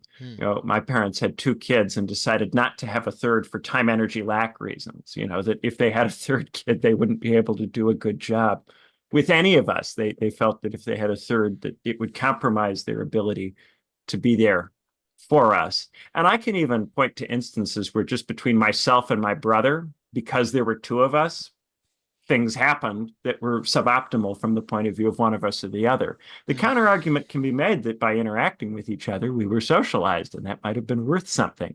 That might be worth more than the things that we didn't get because my parents were paying attention to him when maybe I needed help, or me when maybe he needed help. 100%. But even with just 2 kids, that happens all the time. There's all sorts of days where you need something, but they're busy with him. And because they're busy with him, you have to figure it out. Sometimes the having to figure it out is helpful.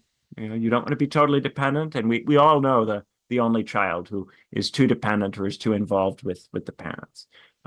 But these are debates that come up all the time. And it's not like there's one obvious correct number of children to have or correct distribution of time or energy. It's something that has to be thought about continuously. And just even as you have 2 kids, say you just have 2 kids, the way you distribute time among those kids will change depending on the needs of those kids and the situations that they have.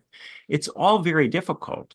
And the more complicated you make all of this, the more challenging it becomes. And it's even more challenging when someone isn't intrinsically motivated to take care of the kids and love the kids, but is doing it for money and doing it because the state has put them in a situation where this is the only way they can pay their bills. I would love to talk about this wages for housework idea in a future episode, bringing in Andre Gorz's critique of the idea. But right now, I kind of want to take a moment to focus in on this. We're getting personal, folks. This is the B side. We get personal over here on the B side, and basically say like, okay, we're opposites. It was you and your brother, and it was me and 9 other kids. And even with it just being your brother, like you did feel that sense of like, oh, sometimes I don't get things. Sometimes he gets things instead. And it's like in my family, everyone got their turn to go to Costco with mom. It was like a once a week, or like, I think it was like every other week. There's the Costco trip. You know, when you have that many kids, you got to get everything in bulk. So you go to Costco. That was the way. And of course, it's a very special day because you get out and have some one-on-one time with mom, and you go for a nice long ride. You listen to Rush Limbaugh. Of course, you're not really paying attention because you're a kid. And then you, or at least I'll speak on my own behalf. I didn't really pay attention. And then you get there and you get to have all the taste tests because it's a Friday. And then, you know, you get to have the big old hot dog and a slice of pizza, or a chicken bake. Those are the 3 things that you pretty much eat if you're at Costco. Shout out in the chat if you know what I'm talking about. It's the best slice of pizza that you can reliably get anywhere in this country. It's amazing what they've done there. And the hot dog, it's 100 pennies. It's $1.50, and it hasn't changed in price in like, I don't know, 30 years, because the CEO of Costco is like, no, it's $1.50. You get the hot dog and a soda. It's not going to change. Nothing will change about that. And he's been adamant about this. And I think that he understands like the sort of nostalgia of like this ritual, going to Costco, getting the hot dog. My point is just this. That was the only time we got one-on-one time with my mom. And we never got one-on-one time with my dad. Never. And so that's the extreme opposite. And it's the reason why I think about time energy lack. It is. It's symptom. I like my concern for time energy lack was structured by those dynamics. And so, you know, I'm grateful for that. But it was not pretty, you know. We can get into it someday, like these formative moments of realizing I had no relationship with my dad and how devastating that was. But for now, I just want to say on the other side, we've got Lord Grantham, a.k.a. Robert Crowley. Do you know who I'm talking about? Oh, I think I might. Downton Abbey is a TV show with this. That's right. That's Downton Abbey. That's right. Played by Hugh Bonneville. Robert Crowley, the Earl of Grantham. Now, Anne and I started watching this show because Elton LK of the Working Class Intelligentsia was like, he and his wife have watched it twice, all the way through. It's like 6 seasons. And I was like, okay, the fact that he was able to geek out about it with his wife, I'm sold. I'm going to check it out. But he was specifically saying I needed to check it out because it's about class. Like the whole show is about class. My impression of it was that it was like some Anne of Green Gables or Pride and Prejudice-esque, you know, romance story taking place in some previous era. I didn't realize that the people who wrote it were thinking about class, but they are. They absolutely are. And there's so many beautiful things about that I want to play with when I'm teaching Sociology 101 next year, as well as this other class I'll be teaching, 122, Sociological Communication. But in these 2 classes, I want to actually assign some episodes and have them watch specific scenes from Downton Abbey, because there's so much stuff about communication within a rigidly hierarchical society where it's very obvious, and like people see themselves as servants, or they see themselves as lords or ladies. And there's this scene I just saw like within the last couple of days, this sort of, it's the extreme opposite of what I'm saying I grew up under: time energy lack, not being able to have time with my dad, blah, blah, blah. Here's the thing. If your dad is constantly exhausted and then you guys spend a lot of time watching TV together, you're still not getting your daddy time. I know that people might feel like they are, but sorry, hate to break it to you, you're not. If your dad's exhausted, you're not getting the thing. So what is the thing? I think that people should actually watch this show and pay attention to Lord Grantham, because I mean, first of all, he's kind of like this awesome character. Like he's just like an honorable man, and it's kind of awesome. But he's able to care about his kids' lives, and in a way that most parents don't actually get to cash in on. So all parents care in theory, but in practice, can they actually be that invested, right? Well, Lord Grantham he picks up when something's off. And so in the scene that I'm referring to, his eldest daughter is engaged to this guy she obviously doesn't like. He's not very great. And, you know, he's actually a fucking piece of shit. But, you know, Lord Grantham hasn't seen a lot of the reasons why he's bad. He's been able to pick up on this ain't working though, right? And so then he actually gets her, he has a time to talk to his wife and say, you know, why is she still with him? There must be something I don't know. And then his wife's like, okay, I have to tell you, right? And then he's able to bring it up with his daughter, and they're able to have like this deep conversation. But these are the signs that your typical working class father is not even able to pick up on, or if he is able to pick up on, he's not able to articulate them. He's not able to pursue them. He's not able to work through the network and kind of like pick up on things. Maybe he's got like this one moment in 2 weeks' time where he's actually able to sit down with her and he just asks his daughter. And of course she's not able to really give the context because they don't share the context, right? And so there's just, to me, it was just like a really emotional thing, I think, in a way that it's probably over a lot of people's heads. I'm just like, wow, not only does he really care, but he actually knows what questions to ask, and he has the time, energy to sit there and actually give her the attention, and then to think through her problem with her and give her a genuine opinion. Not like he's just going to tell her what to do. And it's just like, yeah, to me, it's just, this is not something that almost any of us get. And that is to me the central political issue of the next millennium. That's it. People being able to have real relationships, people being able to know what questions to ask one another, people being able to navigate their social networks and their familial contexts in a way that's deeper than, oh yeah, we went and got a hot dog together or we watched some TV.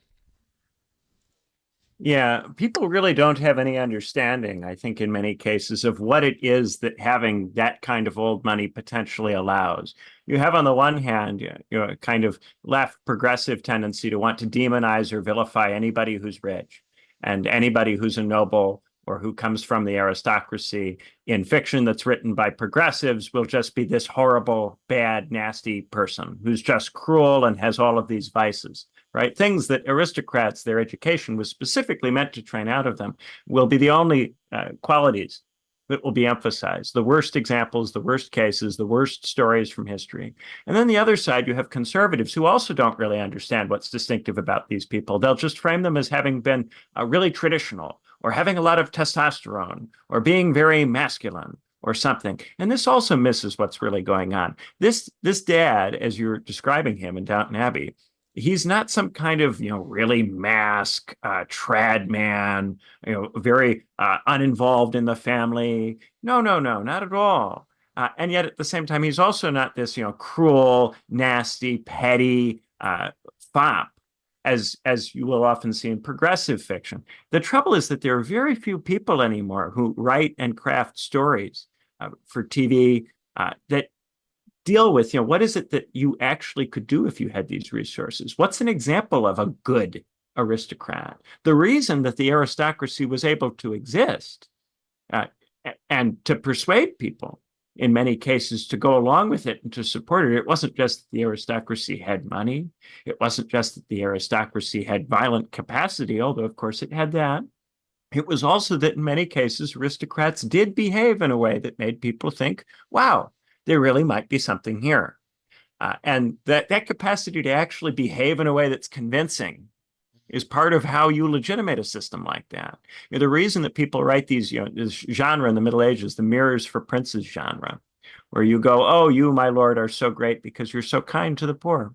Right now, some of that is wish casting and trying to get the noble to actually exhibit the traits that you've said that he has. If you tell somebody you're really kind to the poor, then the next time a poor person is in judgment before you, you might go, I want to be kind. That's my reputation. I don't want to soil it by being cruel, and it can have a positive influence on you. But also, in some cases, this really was the behavior that people exhibited. And part of why they were able to do it is that they had the time and the energy to think about how ought I to behave? I have all these resources. What should I do? And when we try to do, some kind of more left-wing overcoming capitalism project, it ought to be about putting everybody in that kind of situation and giving everybody those resources. It shouldn't be about going, people who didn't work, they were all fops. This is a kind of old workerist, critique of early capitalism position. It's not appropriate to our time. Mm-hmm. So the thing I wanted to switch to here is about mega communism. I know it's a rapid switch, but I don't think it's that rapid. I actually kind of wanted to share exciting news with folks and at the same time tie it back into something from the A side.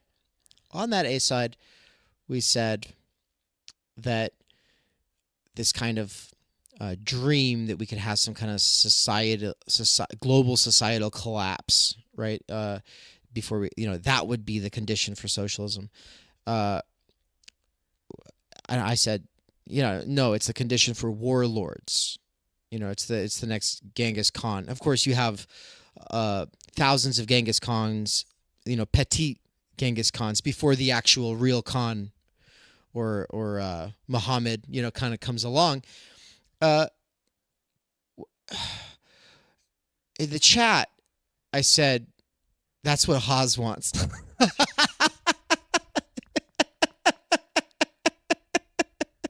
He wants to be a warlord, guys. Come on. Don't fucking lie to yourselves. He wants to be a warlord. Now, I think he's a great guy. I think he's probably a great guy. I think he's a principled guy. And he's genuinely trying to work through like our current situation. I say that assuming the profilicity is all true, which is what I do with everybody, right? Like the profile that he has curated is a principled guy who cares about the future, knows that we're stuck, wants to do something about it. And I tend to assume the best. Now, he will be on for the Epic Marathon stream that we're doing on the 20th of this month. And there are pros and cons about that fact. The pro is that I've wanted to have a conversation with him for some time.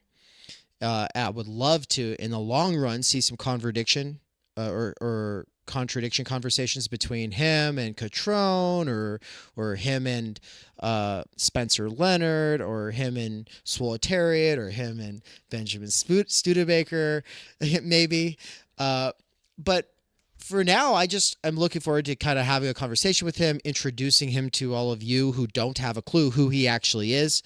And Benjamin, I don't know how familiar you are with him or his work. I would love if you kind of help the people in the chat let me actually start a poll here. I'm just going to ask you all, how many of you are familiar with Haas? And then for the people who aren't at all, Benjamin, how would you describe him? What would you tell those people? Well, I wouldn't claim to be an expert on Haas or on the MAGA communists, but the sense I have is that they have taken a position that is not entirely dissimilar to that of my old co-host, Amy Therese, this idea that there ought to be a realignment of the right.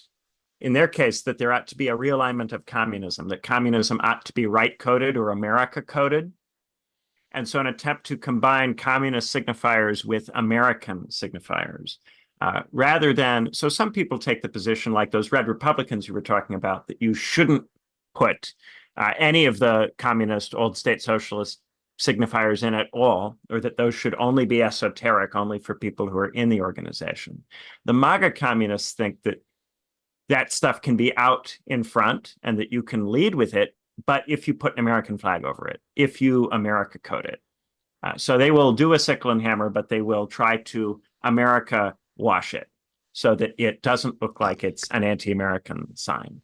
That would be what kind of the core of what I would take to be their symbolic intervention. When you start drilling into what is their substantive politics, I think I would have to spend more time with Haas than I have to really speak about that on a podcast and feel confident. Yeah, for sure. And that's why I hope that you'll be able to be there, you, me, and Nance, for the interview. Basically, it's not to try to get a gotcha on him. It's really to allow him to say what he is all about, because he's gone through all kinds of periods of growth. Most people just know him for little clips they've seen on Twitter where he's yelling at his chat, or they saw the CNN documentary that was a hit piece, and which was recent, by the way. There was a recent hit piece by CNN. I actually paid for a Max subscription just so I could access that episode, and then it wasn't actually listed on the show season and episode that it was supposed to be. It looks like it got taken down and replaced by something else. I'm not sure if that's true. If folks in the chat, if anyone in the future knows where I can get my hands on that documentary, please do get it to me. But from what I understand, it's a takedown piece. And the thing I wanted to bring it all back to is to say that they're Stalinists. They're America First Stalinists, according to the Swolitariat, according to Chris Catrone, according to Spencer Leonard. They're Stalinists. They like Lizardo. They like Parenti. They like China and North Korea. And they say that shit's real socialism. They're all about all of these countries that I've never heard of, like Syria. I don't know.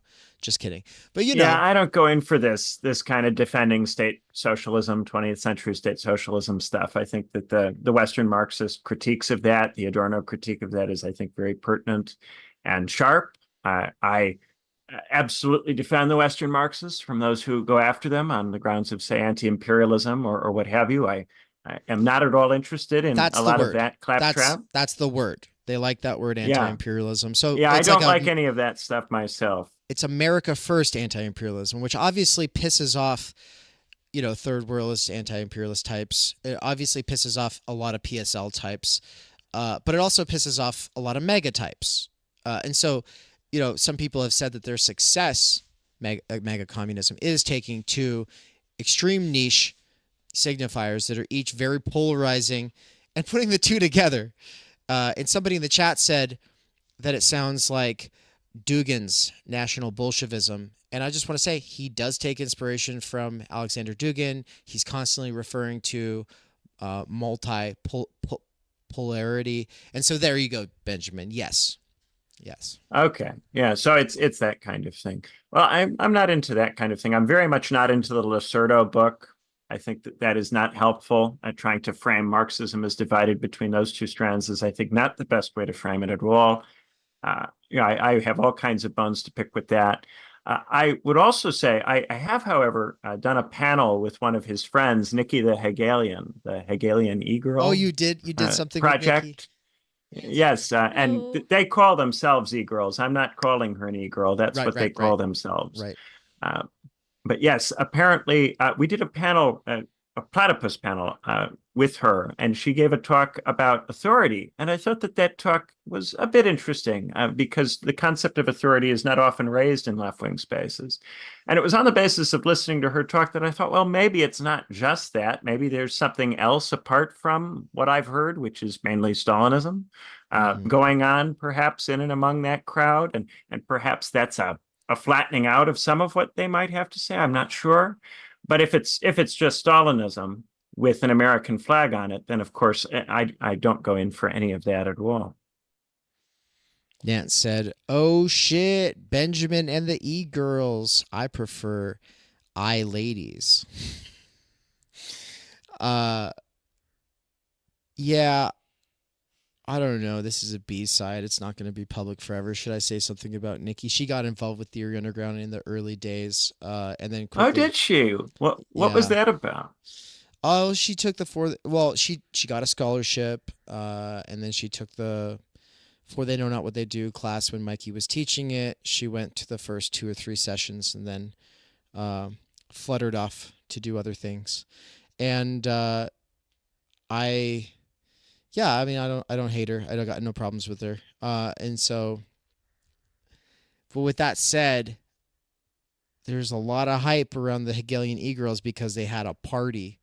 And in the meantime, Theory Underground has done some pretty fucking amazing shit. And that's just not as easy to meme, I guess. And so there's this little part of me that's just like, there's meme stunts without content.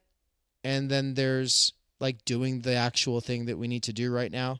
Maybe we could bring the two things together someday. But for right now, it just seems like there's a lot of people who just want to party and kind of, put sensational signifiers together, right? Which is fine. Maybe we need somebody to do that for TU. Maybe we need like an agent, editor, social medias person who knows how to do that kind of thing.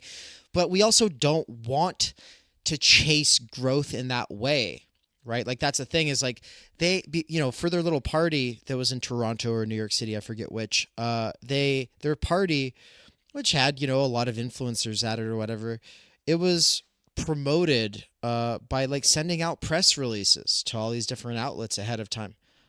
There's a reason TU's never put out a press release.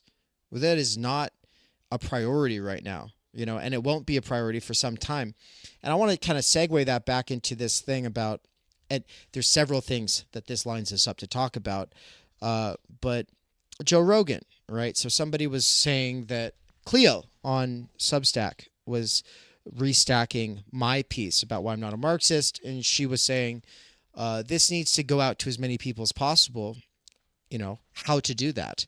And I said to her, I'm not so sure that it does have to go out to as many people as possible because Marxists aren't that popular. This wouldn't really resonate with most people, and it's not really meant to. But in answer to the question, how, get on Joe Rogan. That was my answer. And she, I said, but not now. That's not the plan anytime soon. She goes, why not soon? Like, you should go on Joe Rogan.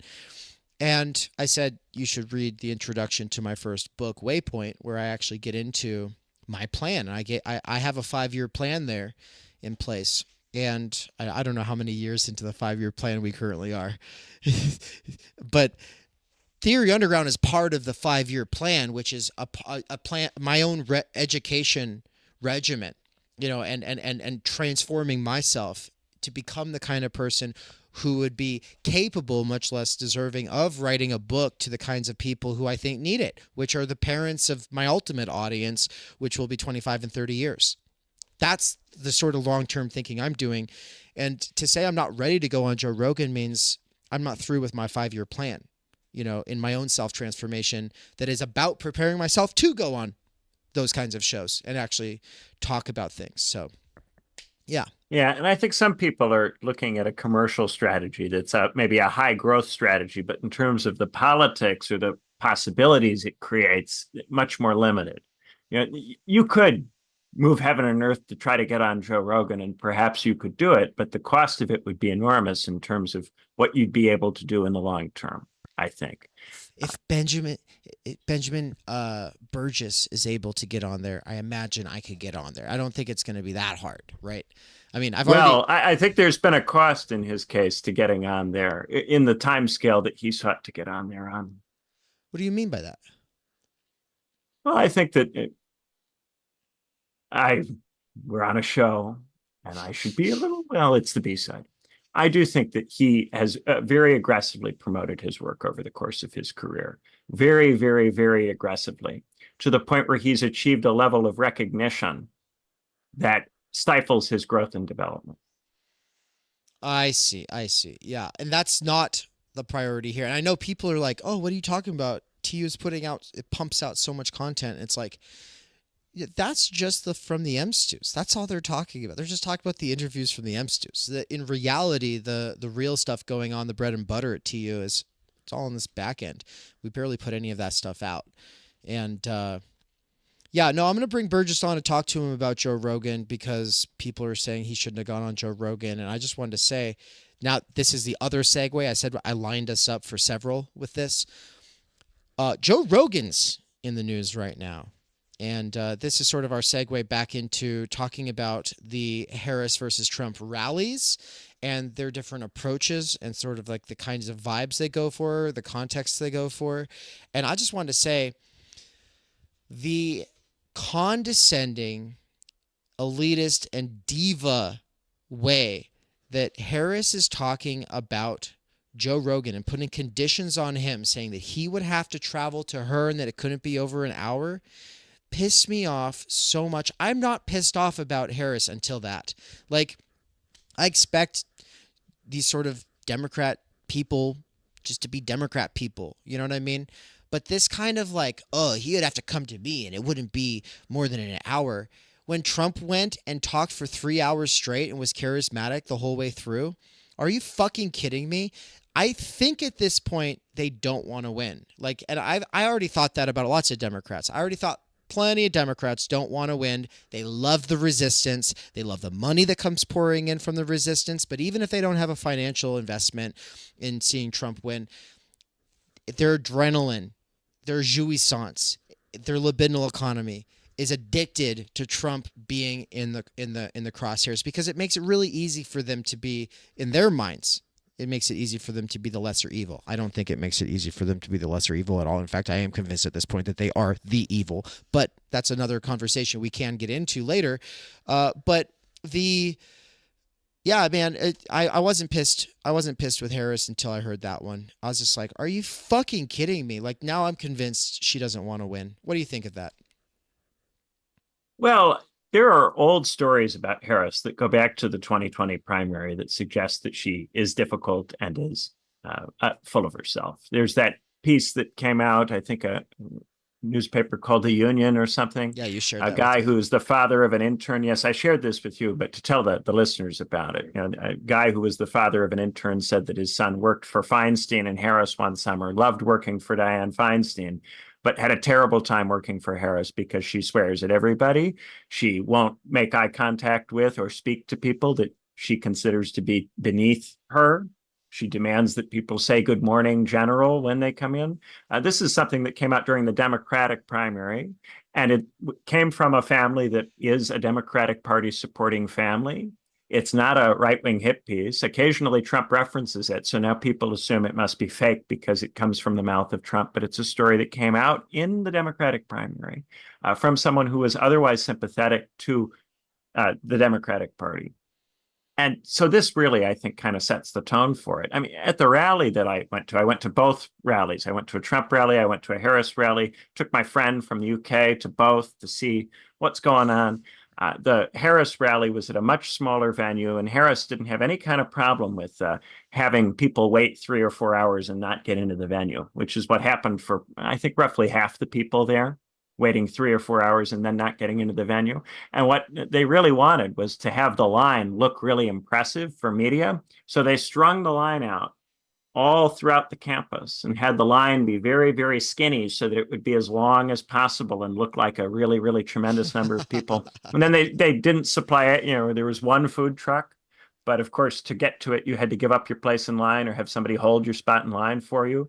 And, you know, bathrooms were scarce, and they would occasionally bring around water bottles, but, you know, really you were in a quite arduous position. Whereas when you went to the Trump thing, they put it in the Fiserv Forum in Milwaukee. You know, this is not for the convention. This is a separate rally that occurred recently, the one where his microphone wasn't working. Yeah. The reason he was having trouble with the microphone is that they had so many people come that they had to open the 300 level of the Fiserv Forum to accommodate them. But then the audio system was not designed to project the sound up to the 300 level. That was the real problem that they were having. And so then people in the 300 level were chanting at him, fix the mic, because that's how they understand the problem. And then he understood the problem the way they were understanding it. So he assumed the problem was with his mic, and he detached the mic, and he started trying to yell into it and all of that. And of course, all of this just made it worse. It caused reverb. You had all these microphone sounds coming out through the sound system. And in a way, I thought it was all, very much the two rallies and the set of problems people had very much indicated something about the country as a whole. At the Trump rally, there are problems. People shout the problems. Trump understands the problems the same way the people who are shouting them understand them. And he tries to fix it on their basis. And that doesn't work because that isn't really what the problem is. He doesn't grasp what the problem is. They don't grasp what the problem is. And so nothing actually gets any better. In fact, the whole sound quality for everybody in the arena gets worse after this happens, right?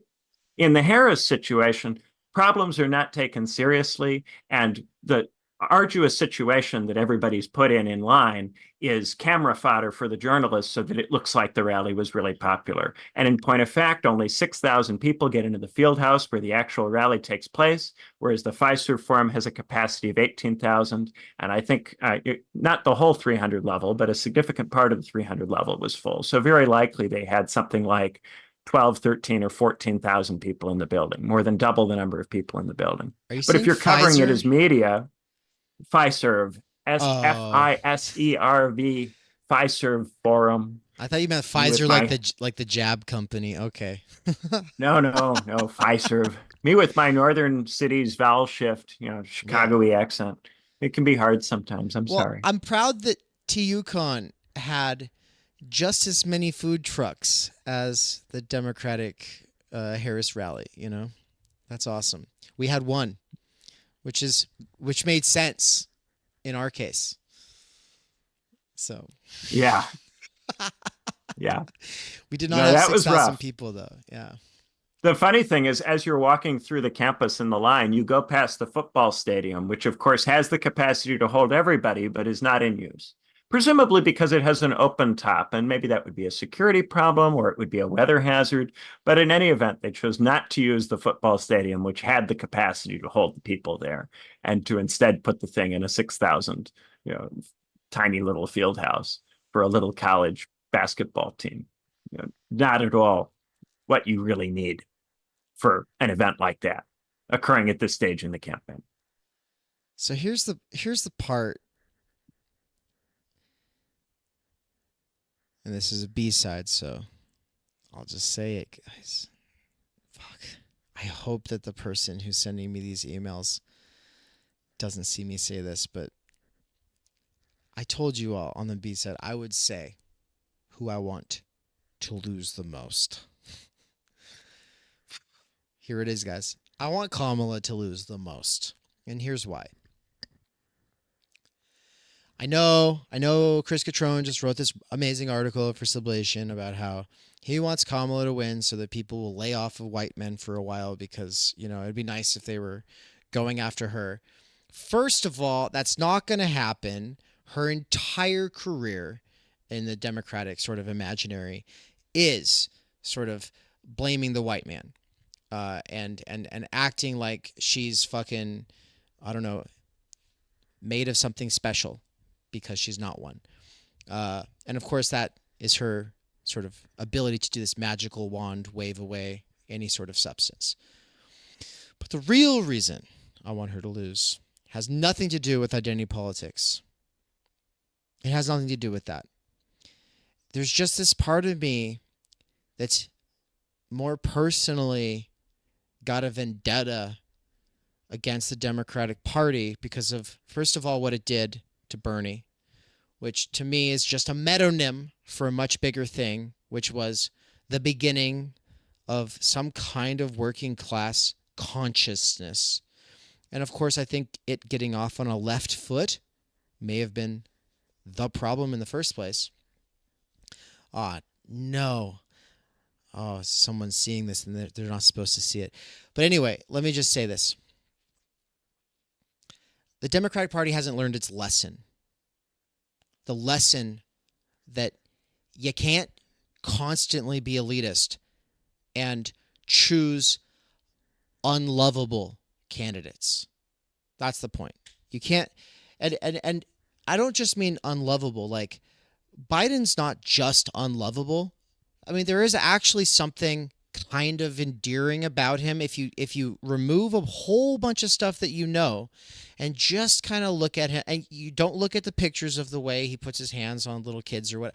No, just if you take the right moments, or if you only watched CNN, there might be like this ability to kind of be like, he's kind of like a nice grandpa guy, right? The put upon guy whose family died in the car accident. Yeah. suffered this horrible tragedy. That's when they want to portray him as the empathetic figure. That's the event that they center. Right. No, I get it. I get that. But he was not a popular candidate.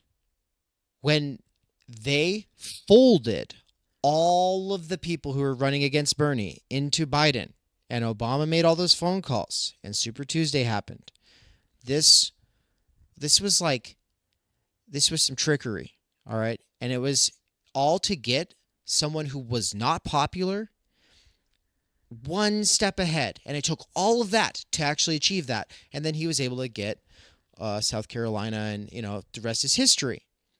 Okay. So my point is simply this. A lot of people took him winning as a sign. Yes, there's hope for Democrats. There's hope for progressivism. There's hope for liberalism. There's hope for all these things that they associate with that. No, there's fucking not. And Kamala was even less popular than Biden. Less popular. And I think maybe if people consumed very specific sound bites, they could patch together some a theoretical sense for who she is or whatever. Leaving out these anecdotal kinds of pieces. She didn't even make it to Iowa. Right. She didn't even make it to Iowa. She was the least popular Democrat. And the fact that she got a lot of support in the beginning and then lost all of it to the point where she dropped out before Iowa indicates how exposure to her has a very negative effect on favorability.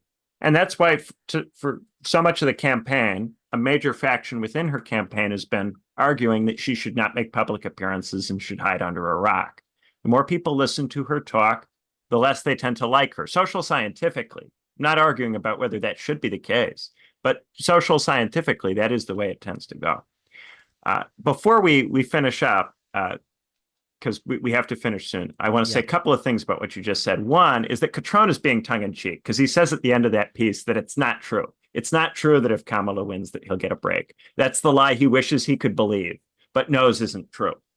So there's a tongue-in-cheek aspect to that piece that I do want to emphasize. Yeah. The second thing, I want to ask if Anne agrees with you. Does Anne also feel that Trump winning that Kamala is the one that she wants to see lose the most? Is that also Anne's opinion or just yours? That's a really great question. Anne is listening here on the couch, but she's listening on earbuds, and so she's probably 12 seconds behind what you just She asked. Doesn't have to answer that question. I just want an opportunity to potentially see if there's a disagreement or if that is there a contradiction here? Yeah, she'll actually respond in the chat, she said. So okay. We'll wait a second for that. I wanted to say that though I am saying I want Democrats to lose. Oh, she can answer now, actually, she said. Yeah. Here we go. I'm here. Hello, everyone. I think I agree, but Dave and I didn't necessarily come to this thought together. I think I'm also just at this phase in my politics where I'm so over the Democratic Party. They think they're so the hot shit. Just I'm surrounded by liberals and bless their hearts. But they think that's going to solve all of our problems. And I'm particularly looking at literally nothing's changed in the last since I've been kind of aware of politics and been an adult living on my own, nothing has really changed economically. The prospect of owning a house under Biden did not seem very possible. Under Trump did not seem very possible. Probably will not be very possible for the next, it'll turn off, for the next 10 years, I imagine. So I'm also just yeah, Trump winning would be a big middle finger to the party that thinks they have the moral high ground, that thinks they're going to solve all of the solutions. I don't want Trump to win. I don't want either of them to win. I'm voting for Jill Stein tomorrow. I'll be super transparent about that because she's against the genocide. And I'm not voting for either simply because of, many reasons. But for me, Israel-Gaza is a big issue. And so I also think, I'm not excited for either one to win because I know the aftermath is going to be terrible either way. Like someone was just telling me that Republicans are saying that the only way they'll believe that the election was not stolen is if Trump wins. I'm like, oh, well, if that's the like narrative going into the election, it's not, the aftermath is not going to be good. And so I do agree with Dave for slightly different reasons. Yeah. Yeah. I myself tomorrow am planning to write in the name of a family member or friend who has not yet been selected. I'm going to decide in the booth whose day I want to try to make, and I'm going to try to tell them, hey, I think you'd be better at this than either of them, and try to make them smile. But I have to figure out who it's going to be. And anyone can campaign for this. If you want to write me an email and say why I should vote for you and tell you why I should make you smile, you can. But I'm probably going to pick somebody I know in real life. Benjamin Studebaker for president, 2024. Dave, that's who you should write in. Last time I voted for Joe Exotic, took me out for dinner because she said that she would take me out for dinner.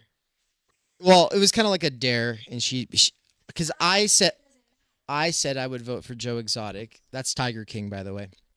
I said I would vote for Joe Exotic, and then Ann said, do it. If you actually do it, I'm going to take you out for dinner. And so I did it, and is it the things that I do for love?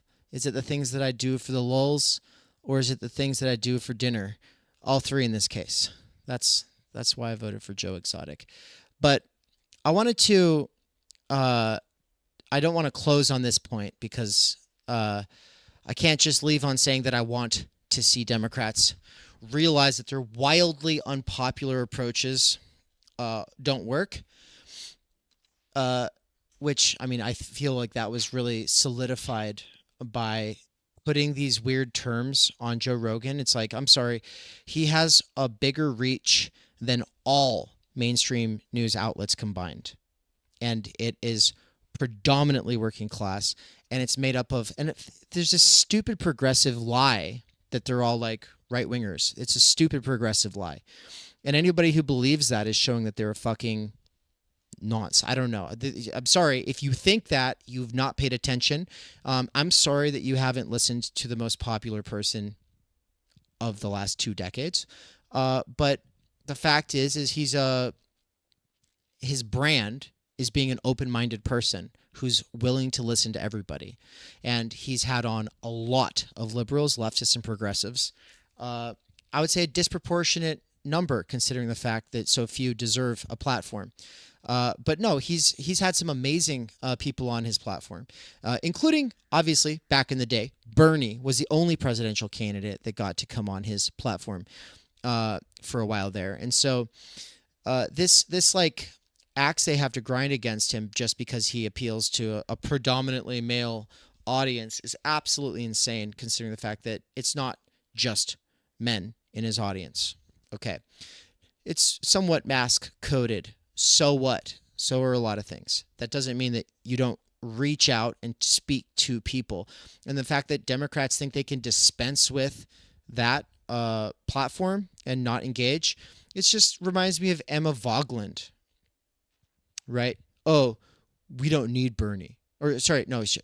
When Bernie got the endorsement from Rogan, Emma Vogland on the Majority Report said, "Oh, we don't need Bernie," and it's like.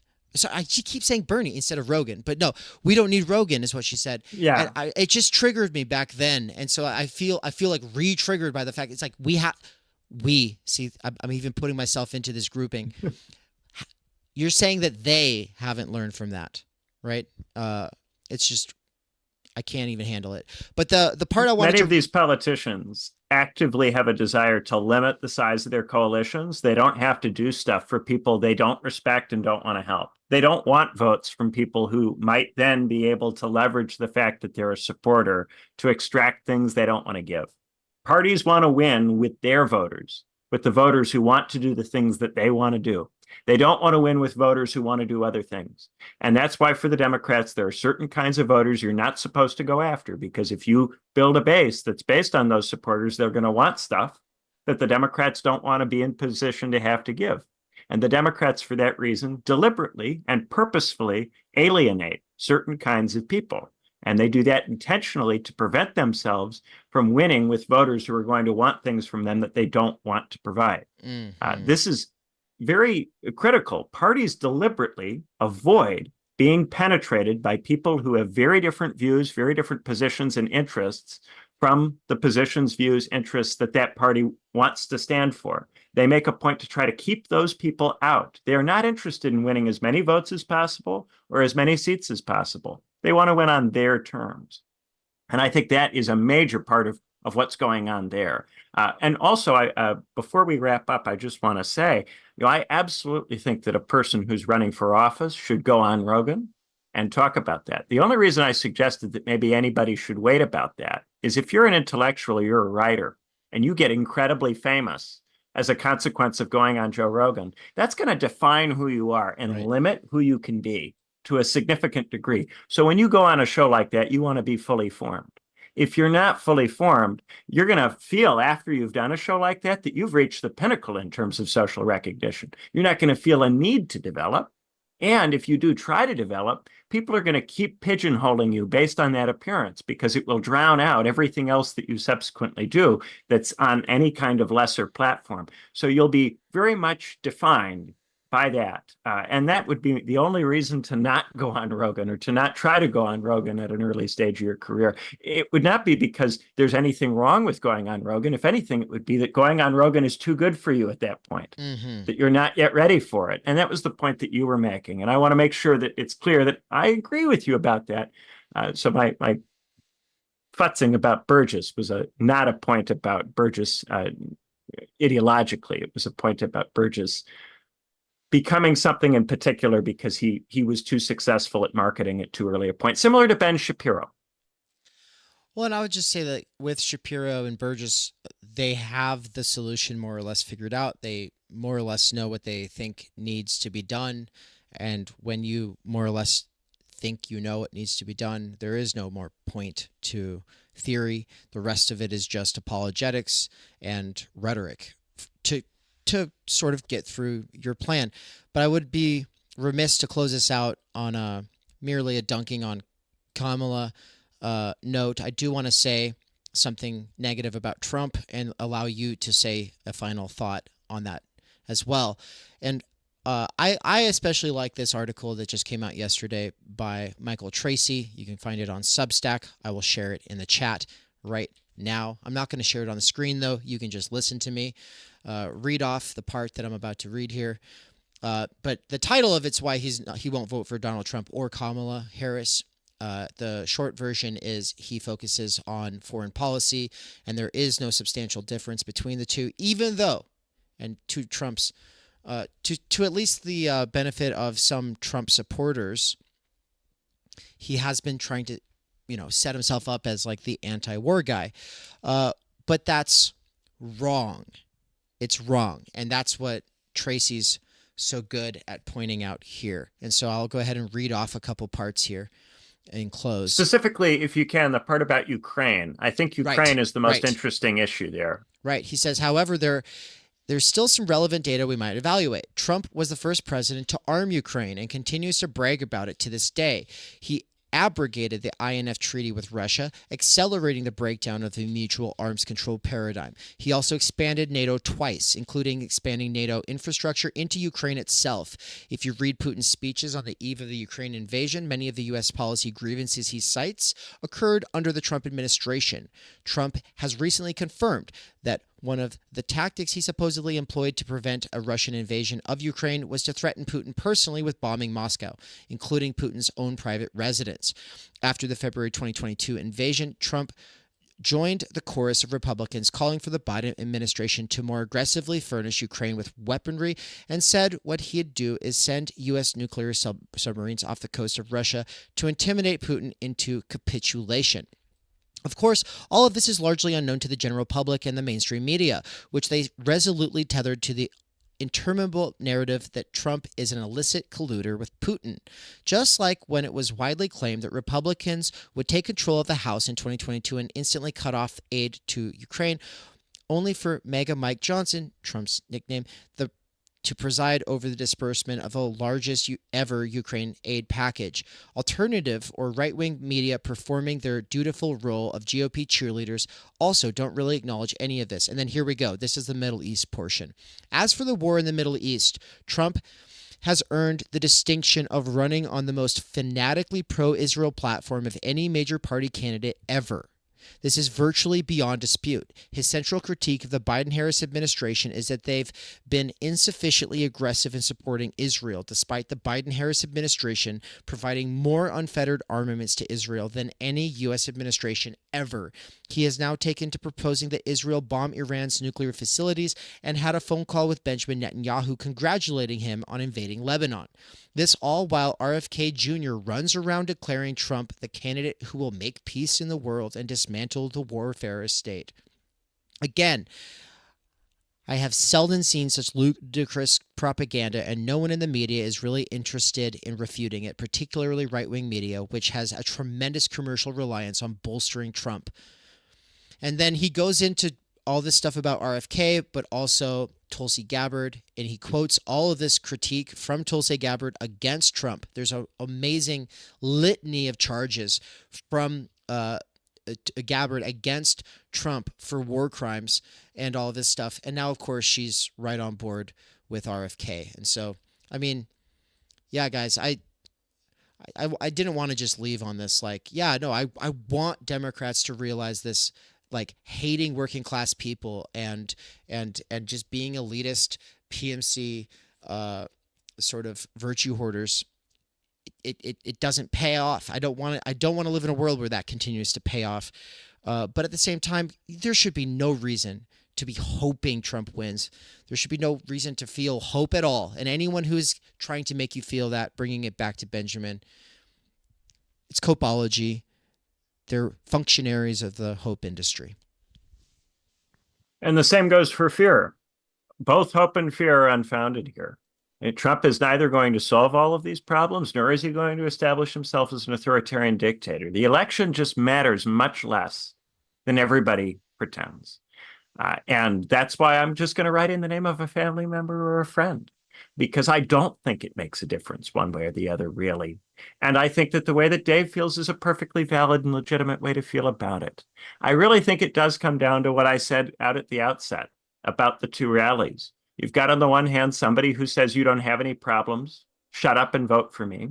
And you've got on the other hand somebody who goes, I hear you, you have problems, and then futzes around with the microphone and makes them no better and possibly worse.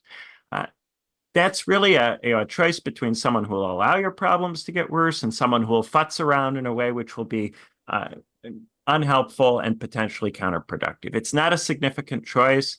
I don't think that the stuff that Trump would do that would be counterproductive is likely to be dramatically worse than the things Harris would allow to happen through negligence. I think we're really talking about, and this is the trouble with our elections, they don't actually give you any possibility of meaningful change. They really don't. And the sooner people come to grips with that, the better, because once you come to grips with that, then we can start figuring out what else we might do. As long as we're caught up in this game of which one is worse and harm reduction and blah, blah, blah, you can't actually start the project of trying to do something else. As long as you're tailing one of them, even negative tailing, even going, oh, but this one is the worst one. This is still a kind of tailing. Defining yourself in relation to one of these two things, whether it's hope that's motivating it or fear, prevents you from escaping from this and doing something else with your life, whether it's politics or just something else that would be a better use of your time. Literally anything is a better use of your time than getting heavily involved in Democratic or Republican Party hope or fear narratives.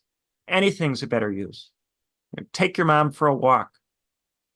Put a smile on somebody's face. There's something you can do on election day that's better.